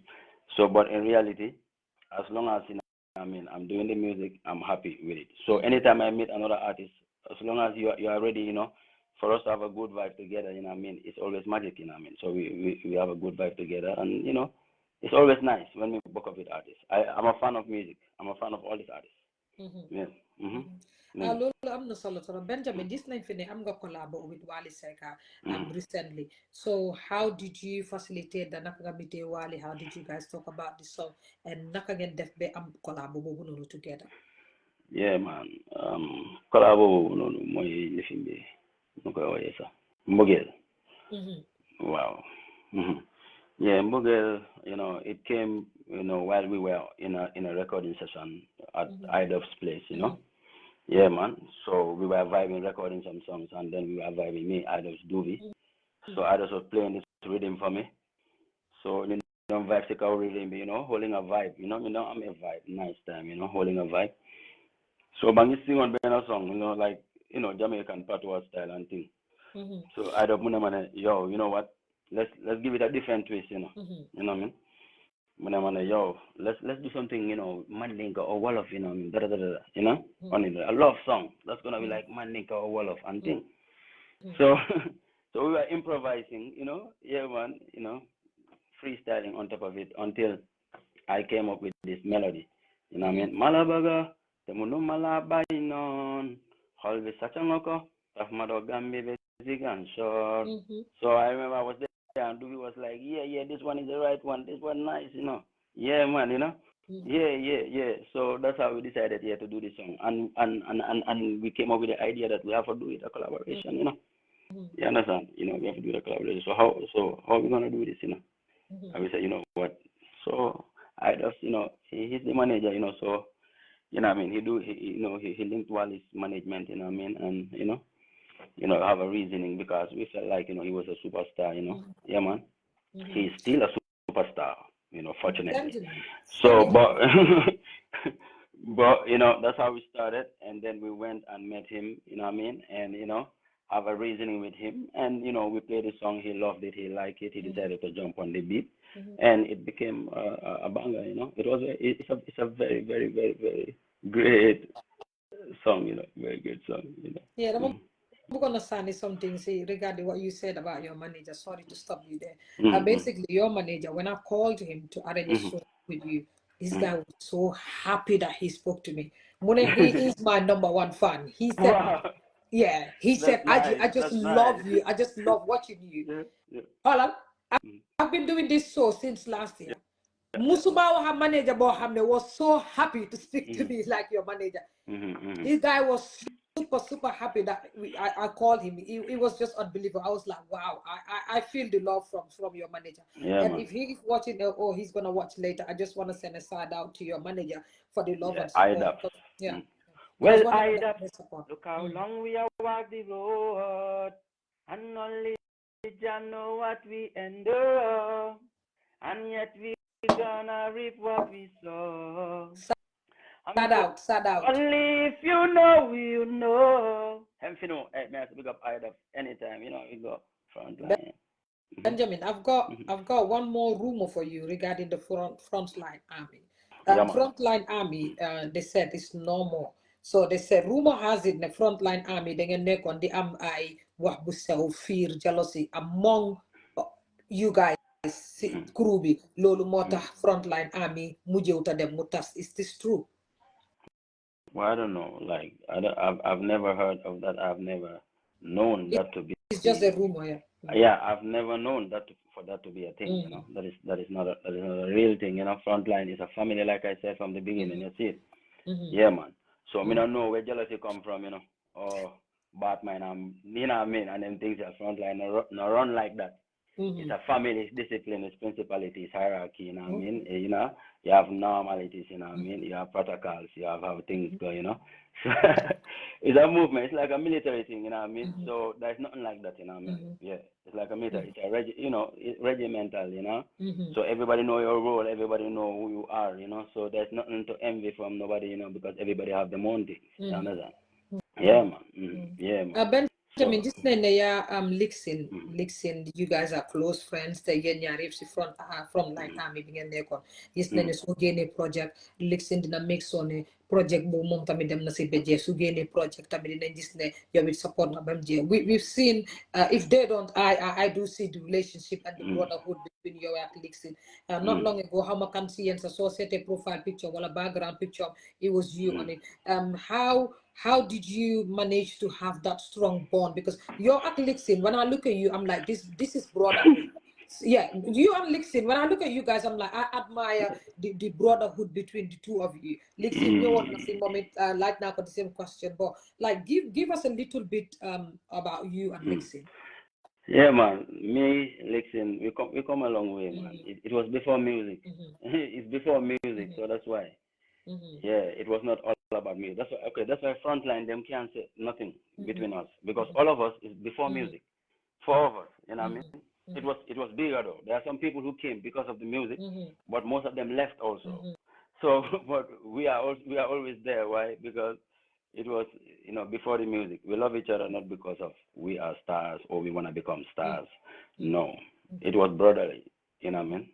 We all grew up from the same area. You know, we all born almost in the same around the same area. So we grew up together. We played together. You know, at the Borekai. You know what I mean? That one to hang football. You know, team against team. You know, HO you blend the phone together, you know what I mean? So later on, as we growing up, you know, from your teenhood going into your adolescence, you know, music start kicking in. We did music together as well, so we grew up.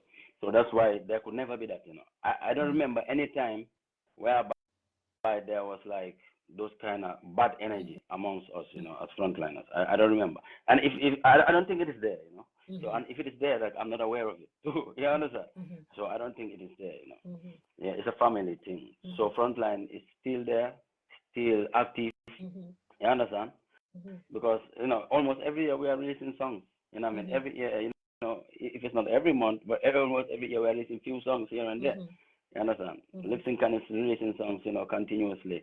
You know, what I mean, I am releasing songs continuously. You know, musical virus, you know, releasing songs same way. So how can you say Frontline is dead, you know? Just because we have not been holding big concerts like frequently as we used to do before, you know what I mean? But individually, we're doing our things still, you know, because Frontline is not a boy group, you know what I mean? Like a choir in a way that, you know, yeah, like a boy band, you know, in a way that, you know what I mean, you have to, you know what I mean, always sing together, you know what I mean? No, sir. You know, it's individual, just like Alliance in Jamaica, you know, with Bounty Killer as the founder. It's not a crew like whereby we all have to sing together every time. You understand? Frontline is an individual artist coming together, you know what I mean, and creating a movement, you know what I mean, for themselves, promoting themselves together, and at the same time they are brothers because they knew each other before music. You understand? So it's a different thing. So most people don't understand that, you know. They think we're just like artists, you know, who just met each other, you know, at one show and talk about, you know, let's come together and create a crew. No, it's a different thing. No, man.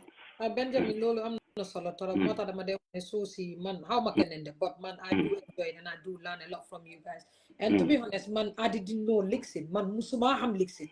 No matter how much I love gum music back home, how more one Lixin. Yeah.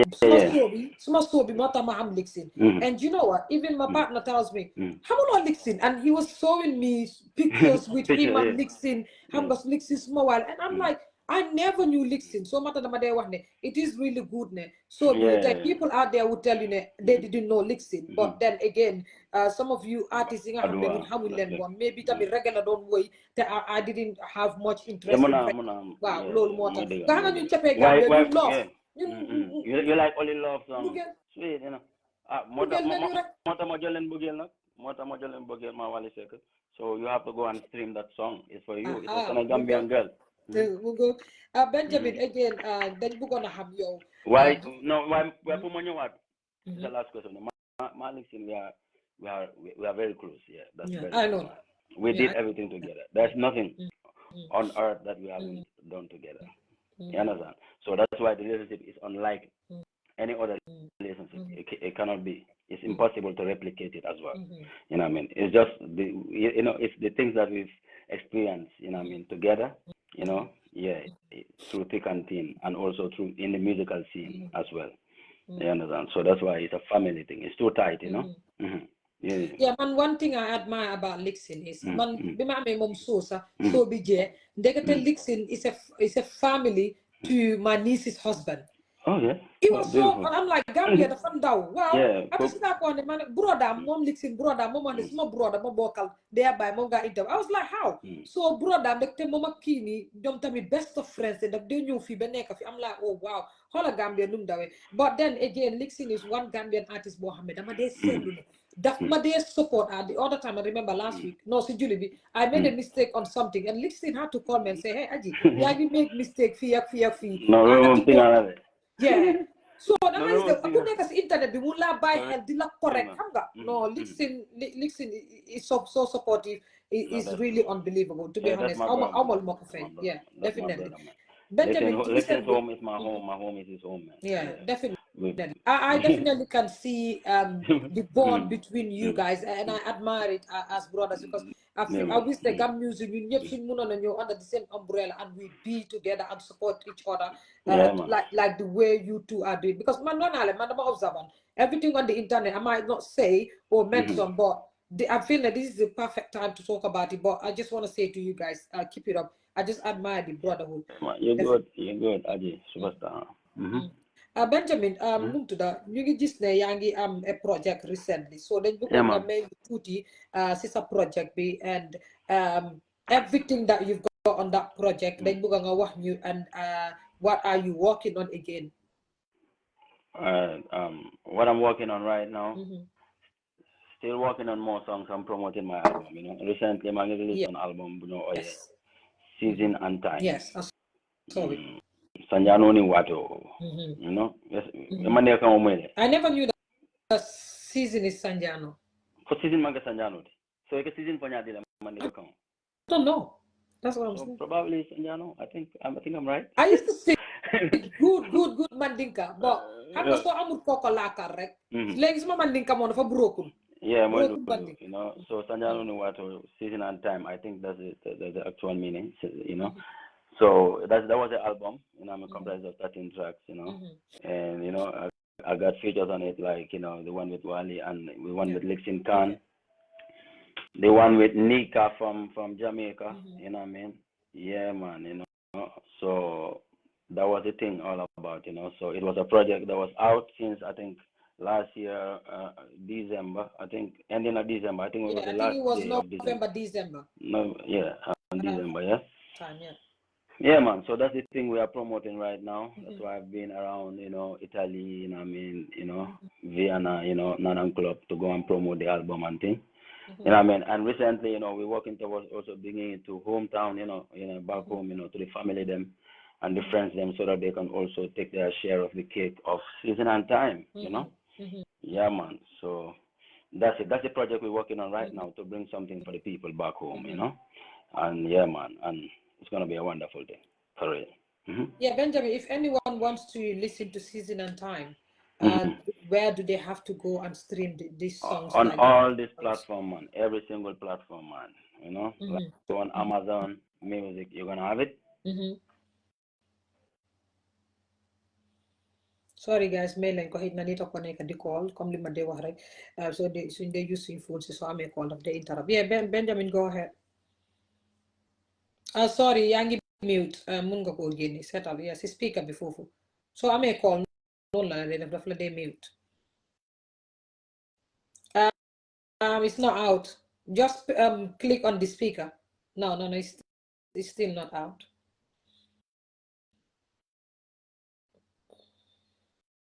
Let me take you off and bring you again.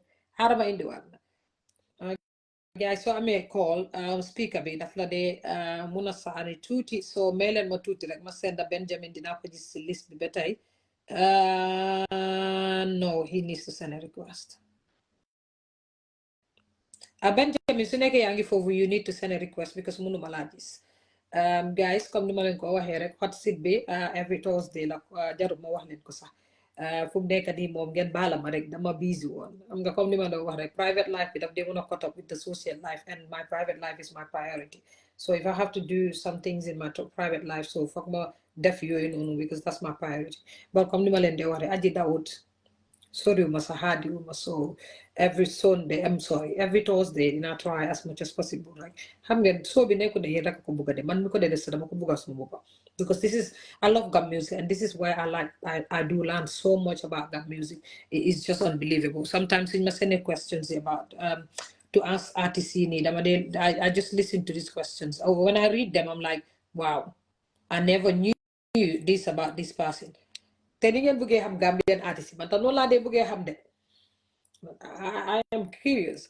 like I said even Lixin I didn't know before so having to know Lixin and to be honest he is one good brother that guy yàlla moo ko fay xolam bi because I do see how much Lixin supports me it's just unbelievable Benjamin if you're there mun nga send back a request because nekkuma di la gis si audience and it's impossible to send you a request when I can't see you Manako Lixin, if you're watching, wherever you are, I just want you to know that Sajabar at this corner. Lixin, what's what you can? Oh, my name is say Lixin. La di la. No, you don't say up more. I'm a pax my bagasi. I'm gonna pax my distant pieces. Lixin, I'm not going to go but I'm call them say. Lixin, my man can. Mama, say run with it. Mama, all industry be Lixin, most magical. No, cook, my mama, because my make us more. Musela gisli jaru yone guru jaru mu yone guru aji we need Benjamin too we need Jaringo oh Jaringo wow why you ngeen de wat tour yo xamni man ma def faté ñooñu sax I know the guy but I can't even remember Jaringo Benjamin send a request su fekkee ne yaa ngi foofu man laa wax man la wax suma jëkkër Lixin maa ngi day sëy day doole ma de ñaanal jaama man industrie bi xool naa ñëpp ma ne Lixin lay day sëyal ngeen maa yaa xal suma sëy bi Birkama call Alimbula. We need this person, we need this person. Me too, I need this person. You want to be a third wife? I don't mind.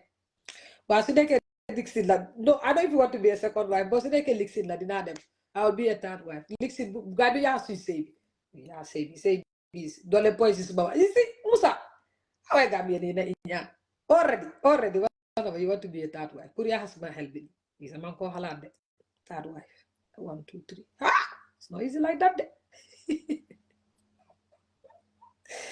Okay. It's not easy like that.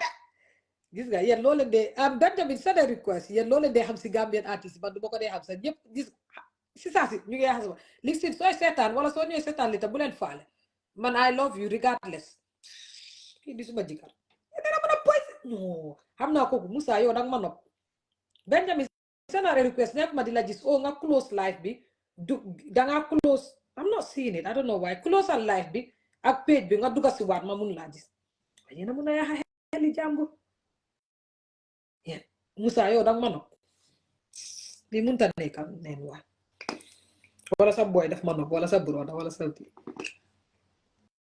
Dawa den siya Lixin. Send me again. Let me try. Aha, Lixin mo hindi mo go. Why? I'm not gonna call na kasi sa Japan. I just for much love and blessing to you. Oh, small life be neh.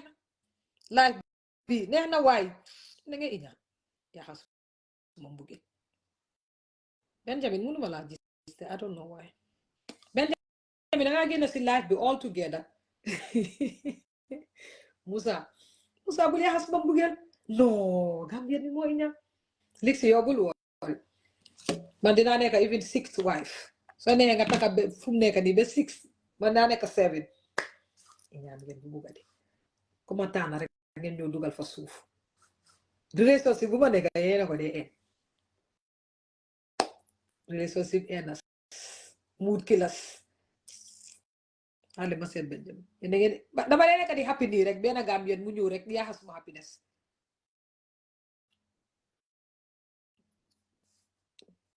No, gisuma Benjamin. Xangal ma jaaxal am. Hotseat bi man dama fa ne jigéen ñi ñoo ko gën a bëgg a góor yi sax jigéen ñi dafa am jigéen yu bëgg a gam music de bloody hell moom dafa am jigéen yoo xam ne ñoom tamit dañ bëgg a music bi comme man. It's my favorite licks in Senegambian artist. Oh, is it?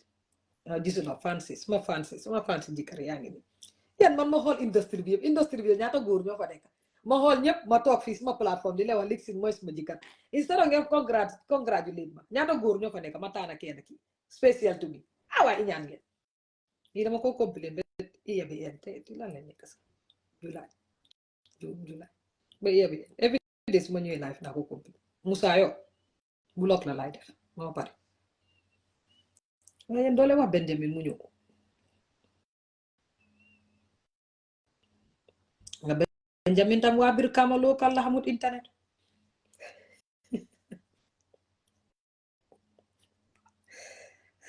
you are welcome to Frontline Army man sala ma way ko Musa man am naa jëkkat ba pare ada man dugal naa ba pare man ma bëgg laa dee dugal Benjamin sooy seetaan danga génn si live bi because maa ngi seet request waa gis ma ko danga génn si live bi nga close ko nga dugg si waat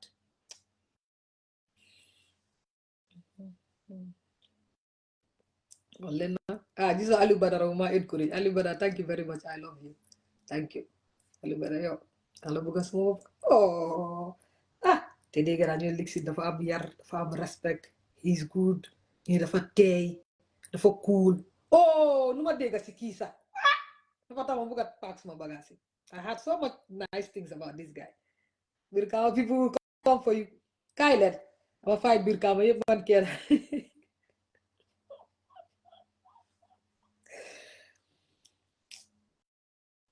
duma leen faale man dama ragal waa Birkama yéen fan lay waxee ne man dama ragal man Gambie yëpp ragal xoolal ragal ma Gambie sa Gambie li whole country sa ragal man da ngeen gis ragal su ma système bi gis nga bale de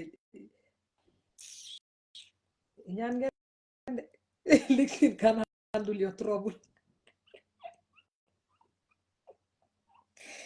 bàyyi leen moom mu waxal ko boppam yaa xakati yaa nga wax naa la yéen góor yi nekk fii yépp ma nopp hello waa dangaa génn si live bi nga dugati is it user sa page bi kon nga dugga nga seet user another Facebook because nekkuma di la gis si viewers yi su ma la nekkutee di gis du ma la mun a indi non nekkuma di la gis because nekkut di ma indil sa yow sa boppa danga close yépp comme nga close sa Facebook bi nga duggaat nga ñëwaat Agies Corner nga dugga si page bi waaw trial loolu yéena ma umbi sa ba Benjamin da Agies Corner góori fii luñ fiiree ñii de yéen da ngeen ma dee fiiree da ngeen fa ne man xaw ma loolu góori Agies Corner dañ ma dee fiiree tay man dama single sax waaye di ma singulee ba tey benn góor nekko di ma ciis man xam ma da ngeen ma ragal ndax la na da ngeen ragal kan laa nekkaloon I don't understand this fii laa fi announce sama single suma relationship bi jeex na kenn ciisu ma doole ma dee wax xaay Agies sax waaye yéen a iñaan léegi maa ngi ne sëy cuusoon naa ma cuusaat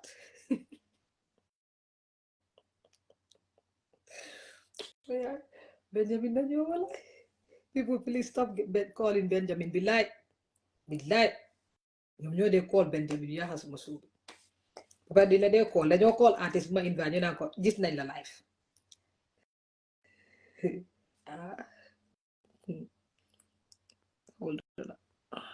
mu ne ma seet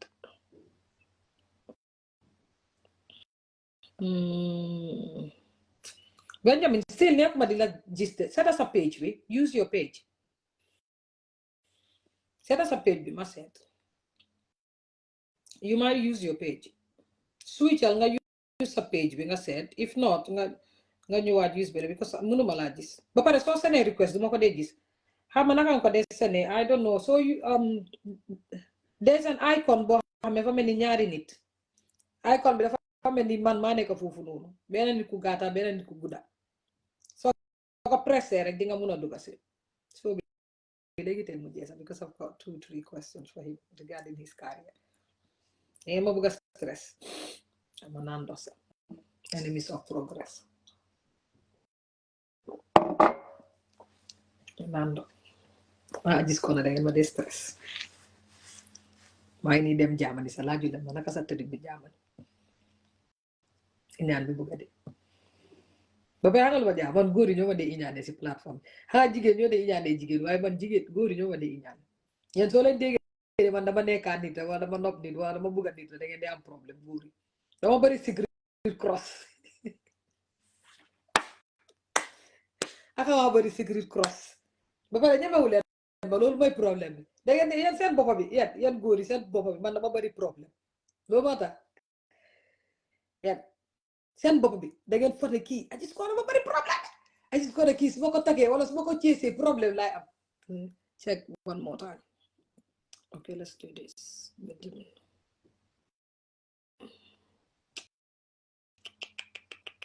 No. Okay, Benjamin, now I've got you here. Gis naa la. Ismaila, I'm good. How are you? maa ngi isi Benjamin. maa ngi di Frontline Army. Secret cross kañ waa suma secret cross yaa xaa gisoo yéen a ngeen nangu suma secret cross yi niñ bëri si fii yéen ñëpp góor yi dee follow fii yow da ngeen dee follow da ngeen dee follow Hotseat follow leen benn Hotseat yéen man maay seen Hotseat ñëwee di xool rek moo tax dama leen dee traumatise yéen ba lu ma leen toroxal doo leen dee dem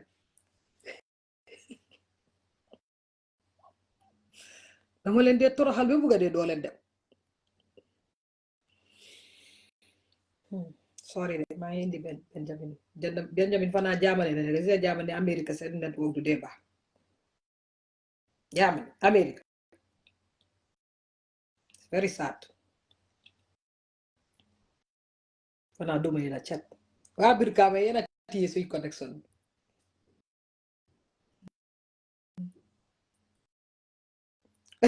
Agies kono we already see you with Uncle Badu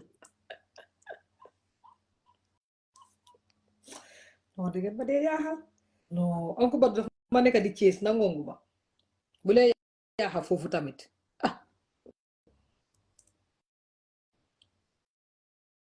hold on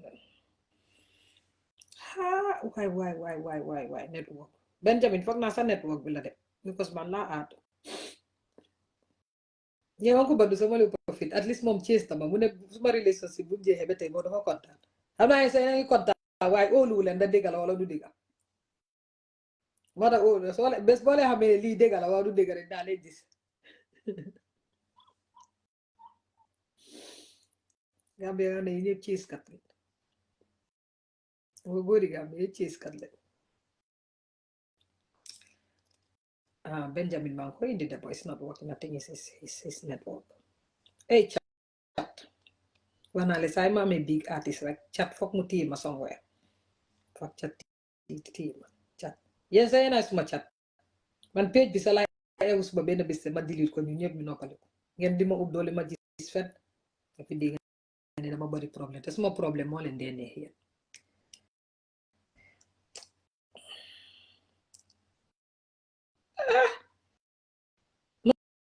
non chat la duma nangu Benjamin you might want to put your internet off and on again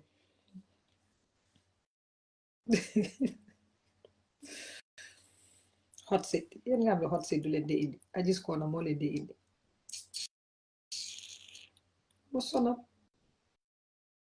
waaye de sëy da su ma demee sëy nag xam nga luy problème su ma demee sëy ak Lixin daf maa wax ne bàyyil internet bi ma bàyyi internet bi nag man nu ma mënee sëy allahu akbar man su ma góor su waxee bàyyil damaa bàyyi internet ma bàyyi interview artiste ma dem sëy ma ne non xëy na ngeen xasuma sëy bi ngeen di wax ne Lixin ñemewut a takka jabar bëri problème ni ngeen maa gis nii xam nga ni ngeen dee joojee people man maa jigéen bu déggan digal man maa jigéen bu mun a support góoram xar ma jaay sama bopp sax de Lixin dem yónnee groupe man maa jigéen bu mun a nekkal góoram foofu support góoram def góoram lu bugga man su ma ne tooga sama toog aji tëddal ma tëdda aji ñibil ma ñibi demal maase ma dem maase kaay tooga ma tooga Lixin lu mu bugga loolu lay dem enemies of progress ni ngeen dee gis jigéen ñun do you love broke video may dama ne lixin boy suma jigéen ngeen da isi buruke yaa dama aate yéen ñëpp ngeen naa gis jigéen ñi ñun jigéen ñoo leen dee gis ni ñu leen nekk si internet bi di problème day saan ñoo dee wik suñ góor yi nag ay yàlla soo leen xamee li ma xam ñun ñoo dee wik suñ góor yi ba nga xam ne o munu boobu ba naana expliqué na nation di boppam la dañ dee dégg lu boppa si internet bi de behind the scene mbugeel moo ñu dee rey mbugeel lu mu wax loolu la di dee def mbugeel fu mu oote rek ñu uyu ko so guys suma guess bi ngi am difficulties lan lañ ma senati nii ma dee seen problème yi jàmbur yoo xam ne du suma problème ñeneen ñu upload video TikTok rek mi seen I don't even know how is your video in my TikTok hande ma quality I think it's his network waxtu bi war naa fekk maa ngi def am na ñu nekk di wax ne ma invite King Pata I saw him on the internet aw definitely fu mu nekk nii bàyyi leen rek Benjamin mooy facilitate loolu yëpp ñoom King Pata ñoom Rebellion Hurricane ak keneen ku woy the artist full of wonders and sign something like that I love his songs ku naa tudda sax Heartbreaker the Gambian artists you did jékki-jékki rek you know what you did I don't even understand you guys yeah it's not my network what is it hey Lixin ñëw na fii nii bu ñu sonal unity bring Lixin doo leen ne nangoo follow soo bi yéen new followers of this page da ngeen dee follow rek ngeen nekk di demand Lixin demal xoolal demal si all videos yi Lixin was here last year Lixin mu nekk one of the people ñu ubbi soo bi da nga def Benjamin du sa network bi try another Facebook nga seet if you can have another Facebook page. I am watching you right now. That's weird. Because next di la gis again pour indi la. Foog nga génn dugaat. Comme li nga defoon ba ma la gis defal the same thing again. Ma tryat. Germany seen network gi baaxut. One thing I love about Germany though, when I went there, suma SIM card bi fii ak suma internet bi yëpp was working in Germany and I didn't have to pay extra, so it was the same. I didn't have any roaming charges with O2. I don't know whoever is watching and you live in the UK, if you want to go to Germany, it's so easy that you don't have to pay extra charges. So before my internet bill I don't use, my telephone bill I don't use, and it was normal, so no roaming charges. So you might want to know that. Ku bëgga dem Germany, ñu bëgga dem dañu am xaalis laa wax mu broki xaalis sorry ma seet Benjamin call kat yi ñoo dee yaxa suma suubi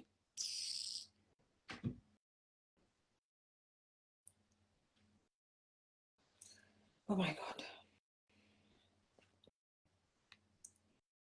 guys fu mu nekk nii Benjamin su munta ñu ngeen muñ rek yéen a ko yaa yéen mi ko yaa ñu ñëpp ñu muñ ñu nga em jam ntol be nga tan la bir ka won call atol do nga ko atol le ka Benjamin je live la ka call al ba flo ko he be jibe kan ne ye jele live ya jele live pita jibe le ka call mu del ka fay ko be jibe kan la dem ñu ma ki bir ka fa la jóge ki ko pick this request okay I will pick that one try nga okay harma indi this one oh so ko gisee hit something okay Benjamin man suma ko maa ngi add that page yes is that page no it's not the page. I don't know what happened, you know. Yeah, I was trying like 1,000 times to send you requests again and again and again. Request man, I don't know why. Yeah, how much salala, you know? Fair enough. No, I don't think so, man. I don't think so. No, for real. Come on, man. But give thanks. We're back here, you know. So, you know, I saw the thing go, man. To the Benjamin, you deal what basically we were talking about your project. I wanted you to give us a detail about your project and what else do you have on the table for us? Langaneka, the plan, or what are you working on? Yeah, man, we're planning to come to the Gambia, you know, with the whole crew, with the front line. You know, like the people are saying, like Frontline, this and that, you know, make them come to the place. You know, we said January 18, live and direct, you know, we're going to be in the Gambia. January what? January 18 for sure, we're going to be in the Gambia, live and direct, you know. The whole Frontline Army? The whole Frontline Army, live on stage, you know, like never before, you see it? So, I demand them to feel ready for that, you know. The real, you know, supporters of How many reggae of you and go for dancehall. me? Ndax ma muna seetaan. Dama bëgg a ubbi go for me. Su ko defee man tamit ma muna gis the Frontline Army ñu ngi perform. Yeah, well, okay, you can start, you know, just open it today, you know. So like, who and who the Frontline Army is planning to go back home? Of course, man, you know, everybody's gonna be there, man. You know, musical virus, David Spliff, you understand, Lipton Khan, you know, me myself, you know, I mean, the whole entourage, man, you know, and you know, we have only for young artists too there, you know, man, you have Coke Boy, you have don't know, Makada Don, you know what I mean? You have, you know, you have Not Easy, you know what I mean? You know, yeah, man, only for young superstars, man, you know, to be part of the thing, man, and make it nice, you know? Yeah, man. So are you guys planning to have a show where you guys will rent a venue, then I make show bo xamne yeen ñepp ku nekk ñu perform? I think that would be lit. That would be nice. Is it gonna be in nice. Birkama or somewhere? Well, surely, man, Do one in Birkama. Surely, without a doubt, man. You know, we can't leave our home behind. You know? Our home is our art, you know. So obviously, man, diehard fans foundation. We have to represent them, man, for this time, you know, big time.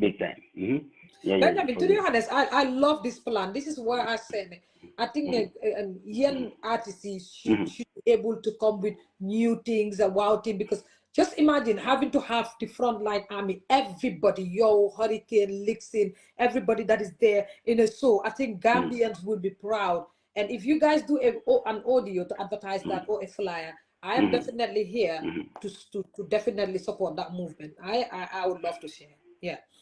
Yes, sir.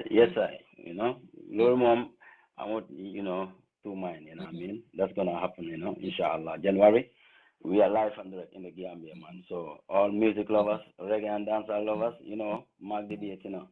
January 18, you know. Yes, sir. January 18. Benjamin and the whole team. How Benjamin come? and the whole And team. again, did you guys say it on the internet flyers or anything? No. Just in the coming days, man. That's why I think we wanna spill the bag right now, you know. I just wanna, you know what I mean? Wait a little, you know. But you know, very much of a handle, you know, inshallah. This is something I would suggest. Because man, I'm a content creator and I love creating content. I would suggest like everybody among you lot to do a short video and muneka a one video like a sada. Hey, you know, that would be lit, so people would know the key nafaneka. I think you guys should come up with something like that and then put it on social media. That would be lit. Most definitely, we're gonna work on that without a doubt. Yeah, without a doubt, man. Lulu are nice. Lulu nice, you know? Yeah. In Birkama, yeah. Man, you're saying, man, listen, what's my Jakarta? So you would say someone, Lulu, the Vanaka, you know, Lulu, so we are living. Mamma, Neka living, I'm a Silania Tonko, my Jessica. Yeah, Jessica. Yeah, my Jessica, man, Silania Tonko, you know, so Lulu mom. Limo ko decide nak on the 18 January mom. So anyway for rek ma decide. So ñewé rek mom la. Yow lolu mom ci wala def. Go for. Yeah man. Yeah, man. 18 January, man. 18 January. Guys, don't forget the Frontline Army. Every single member is going to be in the Gambia. And they're going to mass the place up. Hola, bo, man, male na defar video. Bo, hola, mala ko promise. Yo, hana nga bañ. Lolu, jeex na ba pare? Lolu kay mom. Bo, man, male promise. That male na defar video. You mass up that place. We put the lighters on. Yeah, man, we made the place, we want to abandon the place, man, you know, like never before, like from some, wow, man, I'm just so imagining, give me goosebumps, you know what I mean, what we are planning, man, to show, you know, to give to the people, because people deserve it. The people have been supporting us for so many years, man, so what, we have to, you know, it's like giving back, you know, giving them something, you know, that they can be proud of too and say, yes, we've always believed this, you know. Yeah, movement, link me boobu def leen ma fa parce que boobu ñun ñoo ko tooga ñoo ko yëpp dafa saf boobu maa leen advertisement maa ko def free waaw wala lixin boobu maa la may advertisement video free ma ko doon deal. ba beneen artiste contact ko ma ne ko advertisement video nag ma dee fay de waaye bii free man maa leen ko may si digg internet bi waaw. loolu moom sant yàlla. bu jeex tak Benjamin yow tey lan nga am pour wax si Gam Music yow mi nga xam ne tey yaa ngi si Gam Music yaa ngi fa woon before yaa ngi fa now ba tey naka nga gisee Gam Music of recent because gis nañ ne sax ñi nga xam ne réeloon nañ raaloon nañ kenn déggatu leen sax ñëpp a ngi ñëw and to be honest each time I see one of you like coming back it's a feeling boo xam ne is unbelievable yow naka nga gisee industry bi at this moment do you think ne music industry bi mu ngee dem or do you think ne mu ngi stock benn place or what are the amazing things and the things yoo xam ne feel nga ne dafa laak war na ñoo mun a laal fii ca baxal fële work on this one or fan nga foog ne ak yow sax xalaat si Gam Music at this point. It's nice, yeah, Gam Music is growing, give thanks. Then alhamdulillah, because it is growing, most definitely, yeah, because right now you see artists, they are so aware of the musical business, they know how to run it, and they're spreading their music everywhere, so fast, so quickly, that is progress, and that is what we aim for, that's why we did all the sacrifices we did in the past because we want to see this progress, and now you get the music for them slowly, but surely, you understand? Yeah, man. So like kudos to all these young artists, who came up with their different style, their unique styles, and spice up the industry, spice up the place.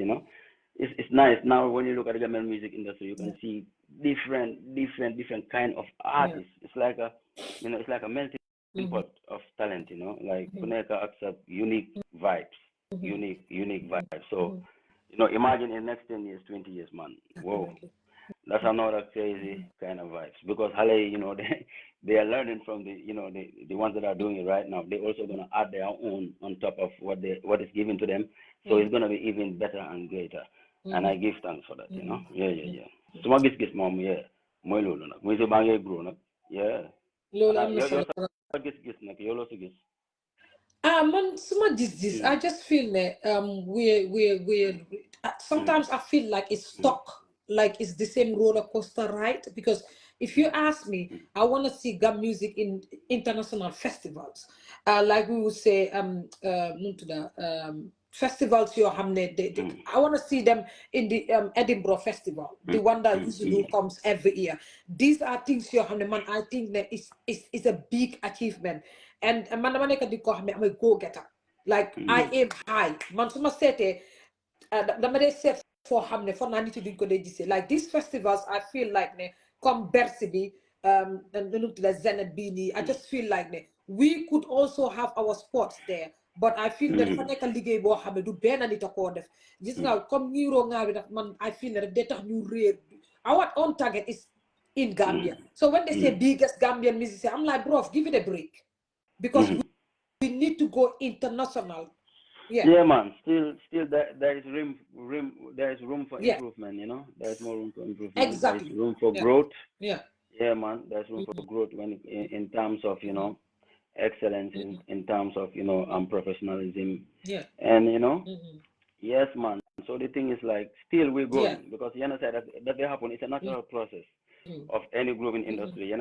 Them and it will reach a ceiling, and it will take something and something else to break that ceiling again to go to the next level. But at least we can say that it has moved. Because you cannot deny that it has progressed. Yeah, because Motamela, I'm not saying advantages and disadvantages. I don't like the fact that a Gambian artist would stop at one place and always thinking about Kila, Kelela, turn to one to feel different. I just want the focus of go international. If it's gonna be Senegal's market, but you recognize that I will still call it international, but not stuck under the same place. The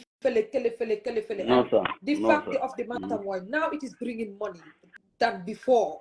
So which is a huge achievement. Yeah, because now dinga just need to focus more on Gam music than before. Because before I'm not gonna say me because I've been there since 2011. It's not a youth, but now you have all of these youths. You have the Bolin Oye, Palestine affairs, prior to Yen, being an aneka for no.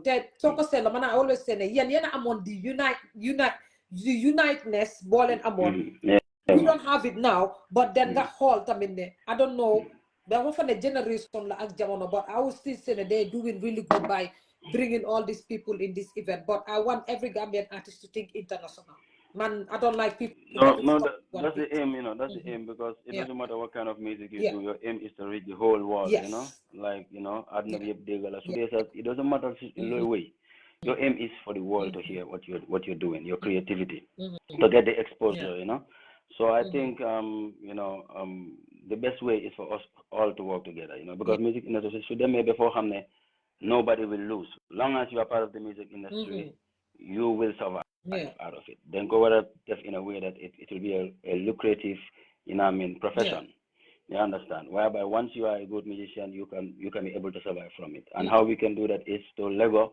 From you buy like too much conflict amongst us. Yes. We have to. Benjamin, I'm not for it. I mean, sorry to cut you there. Mm, Fuck you mm, buy individual support, I mean, because we have to mm, love gum music mm, at large to push gum music to the wall. Because if mm, you are individually supportive, mm, dafa day tax yeneen ñi dañ leen dee suul mm, because soo nekkee di support ne people might see kii ne kii baax na o kii la ñiti war a listen to ñu jaay ko but I mm. think ne individual support bi tamit moo ñu dee sonal a lot si gam music bi definitely.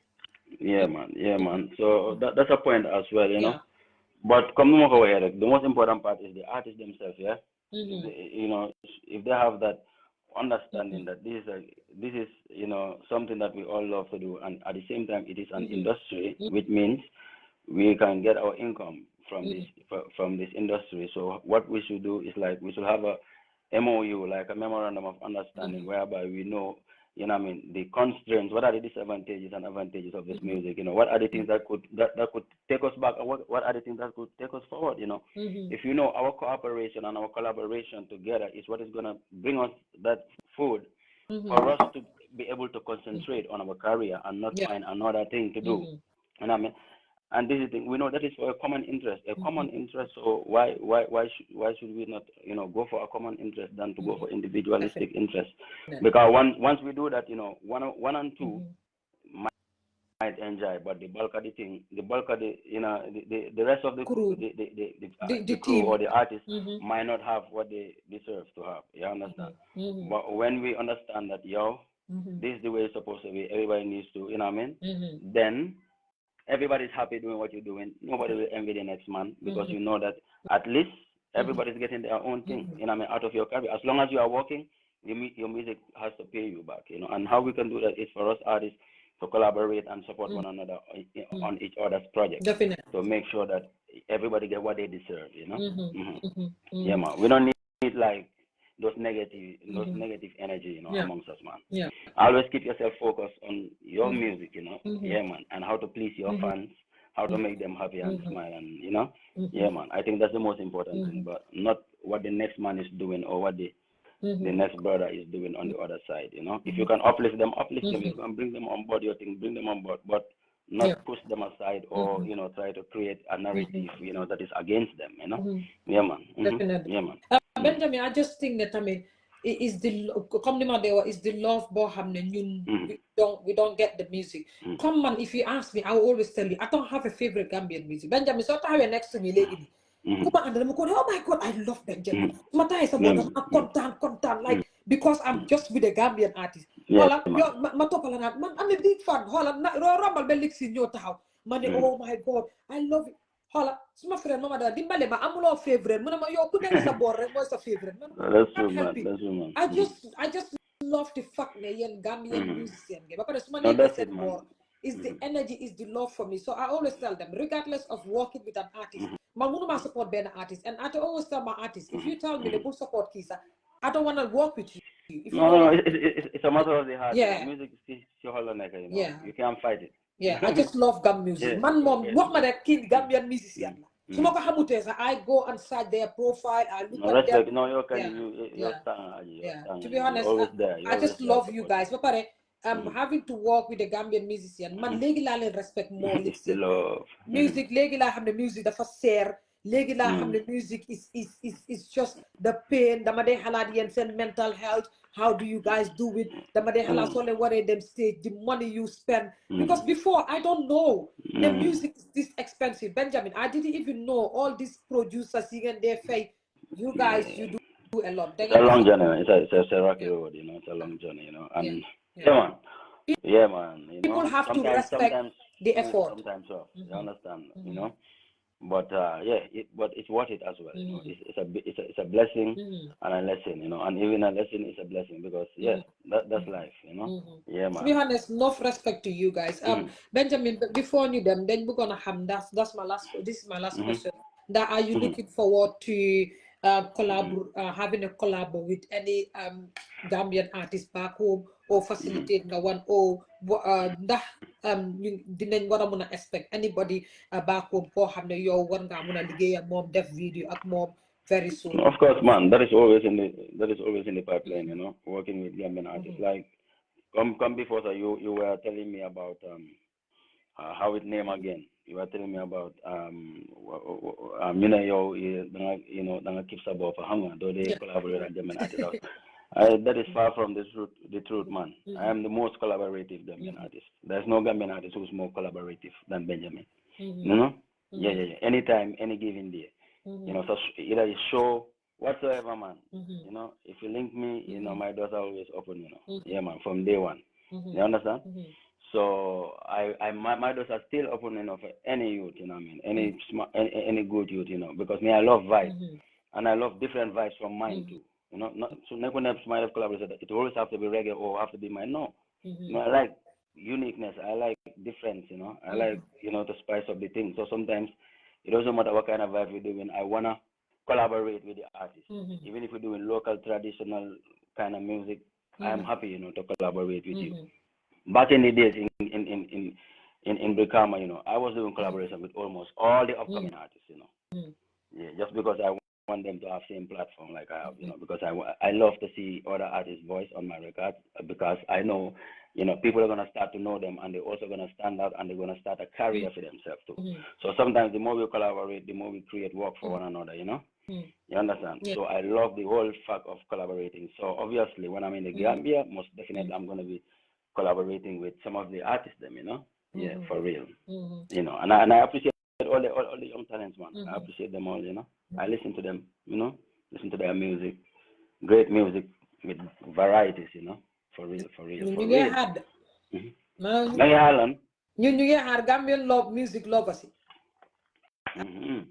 mu ngi ñëw inshallah mu ngi ñëw by the grace of God. ma ne ko ñu ngi hard am Benjamin balaa ñuy dem tey yow lan nga am we wanted you to send an inspirational message to everyone ba pare ma play la sa song bi fii nii fii ban song la noonu yeah. This is the song I always remember you and said ana boy bu jool bu cute boobu noonu loolu laa daa wax xaaral rek yaa ngee ñëw just to make you drop. I love this song. Make a big sound just like a bomb drop. Them have the brightest smile but the darkest heart. Till me put all me faith in the most I got. When them try to see I still just make I rise. Make them know. Salvo yàlla taal la. Yes sir. Aywa. Yes sir. Yes am nga ñaata laa de play song bi. Yeah. Real fan. Man ngaa yam Gam Music man. Without a doubt. Man ngaa yam Gam Music. Toog leen rek. I believe you, man. I believe you without a doubt, man. Yeah, man. Balaa ñuy dem nag nga send inspirational message to everyone. Ma déglu la nag aywa Samba. See, I remember like yesterday, it was love and harmony. Although there wasn't much money, but the people used to live so happily. Wonder why you wanna throw that away, all in the name of vanity. Too much a criminal activity will destroy the image of the country. So what? We need to bring back, let's bring back those days. Let's bring back those days where love used to reign. Aketa Muslimat, Christianity, Jolat, Sarahuleti, Mbe, Ntolbela Tamu. Yo, me I go reel that back. When me say, Si Fatam Fanso, Mani Namalute Ma, Yendina Kele Yo Sabu, Mankunda Malute Ma, Hanganga nyumuta, kontola denta balan denta fal, Gambia la nyatota, wadamale bamul na fal, Gojamuta nga jamuta, hanga nyunene fontita, Konoto diya, waninsa nauya, wala dental ya, Aketa Muslimat, Christianity, Jolat, Sarahulet, Mbe, Ntolbila tamu, yeah. Aketa mandinkat, aketa suruat, aketa serilt, aketa menjagot, Mbe la tamu. Hamfino, this is Benjamin Cisse letting you know Gambia is one. Nenjapante, you know I mean, nganyo muta ntolang kilinti. You can feel it. Dina kanan tala nyo tema, politiko kanan tala nyo tema, siyo kanan tala nyo tema. Manyo kanon tala mbaring kilinti. Yeah, fa muta nyaming, imonyo muta wanyama. You know, just love yourself. You know, love your neighbor as you love yourself. You know, yeah man. No japa sa bopa na japa. You know, kenen tamid no. You know what I mean? Definitely. So after we muna daw smooth, nyep happy, nyep enjoy. We live in peace and tranquility. That is what I want for the Gambia. And for the ghetto youth, I want to say self-belief, man. Believe yourself. Self-belief is the key, you know. Nothing cannot hold you back, you know, once you believe yourself, you know. So I want the youth, whatever dream that you have within your heart, within your soul, you know. Dream. You learn it, definitely. And they visualize, like, imagine of what. You can stop better place. Yeah. Yeah, man. Yeah, why it's a dream, boy. Picture, this is a brain, yeah. You can the dream for better future. Yeah, try to drop that picture in your head, you know, because you know, believe in that dream, you know, that vision that you have in your head. Gomko, nochoko, you know what I mean? You know, spend some time for it, create time for it, and it will grow, you know what I mean? Because everything is possible in this lifetime, you know. We've seen the examples, man. They can't done, you know. People who just have small dreams from a small place, you know what I mean, and you know went on and became a very big name around the world. So the stories, you know what I mean. Definitely. So Lola, what I want you to, you know, down to earth simplicity, I live my life, giving thanks and praises to the Most High. Whoa, I know it's a must to survive, just a matter of days. I shall reach my time. Whoa.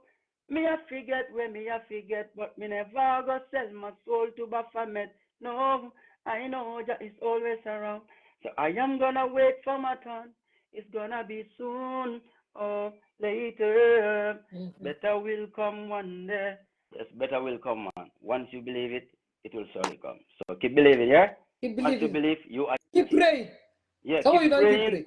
You pray. Of course, I pray every day, 24/7. You see me?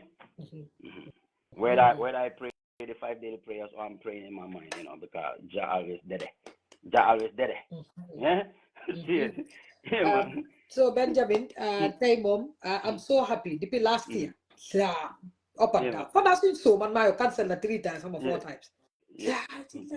No, Benjamin, you're not going to know. You know what? Can there be no questions? Benjamin, more new questions for Benjamin. We don't have question for Benjamin. Hold on, I'm put them set questions. Okay, now you know what? Then go by. Didn't have been that question because then there's no question. Normally, so be cancelled.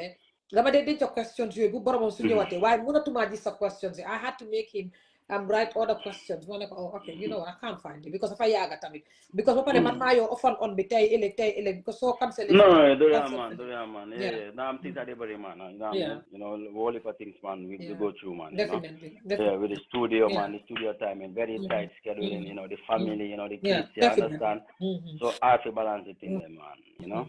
Yeah, man. Yeah. I'm not cool. I'm not be more. You know, my living. Not gonna go in jail. Be anyway.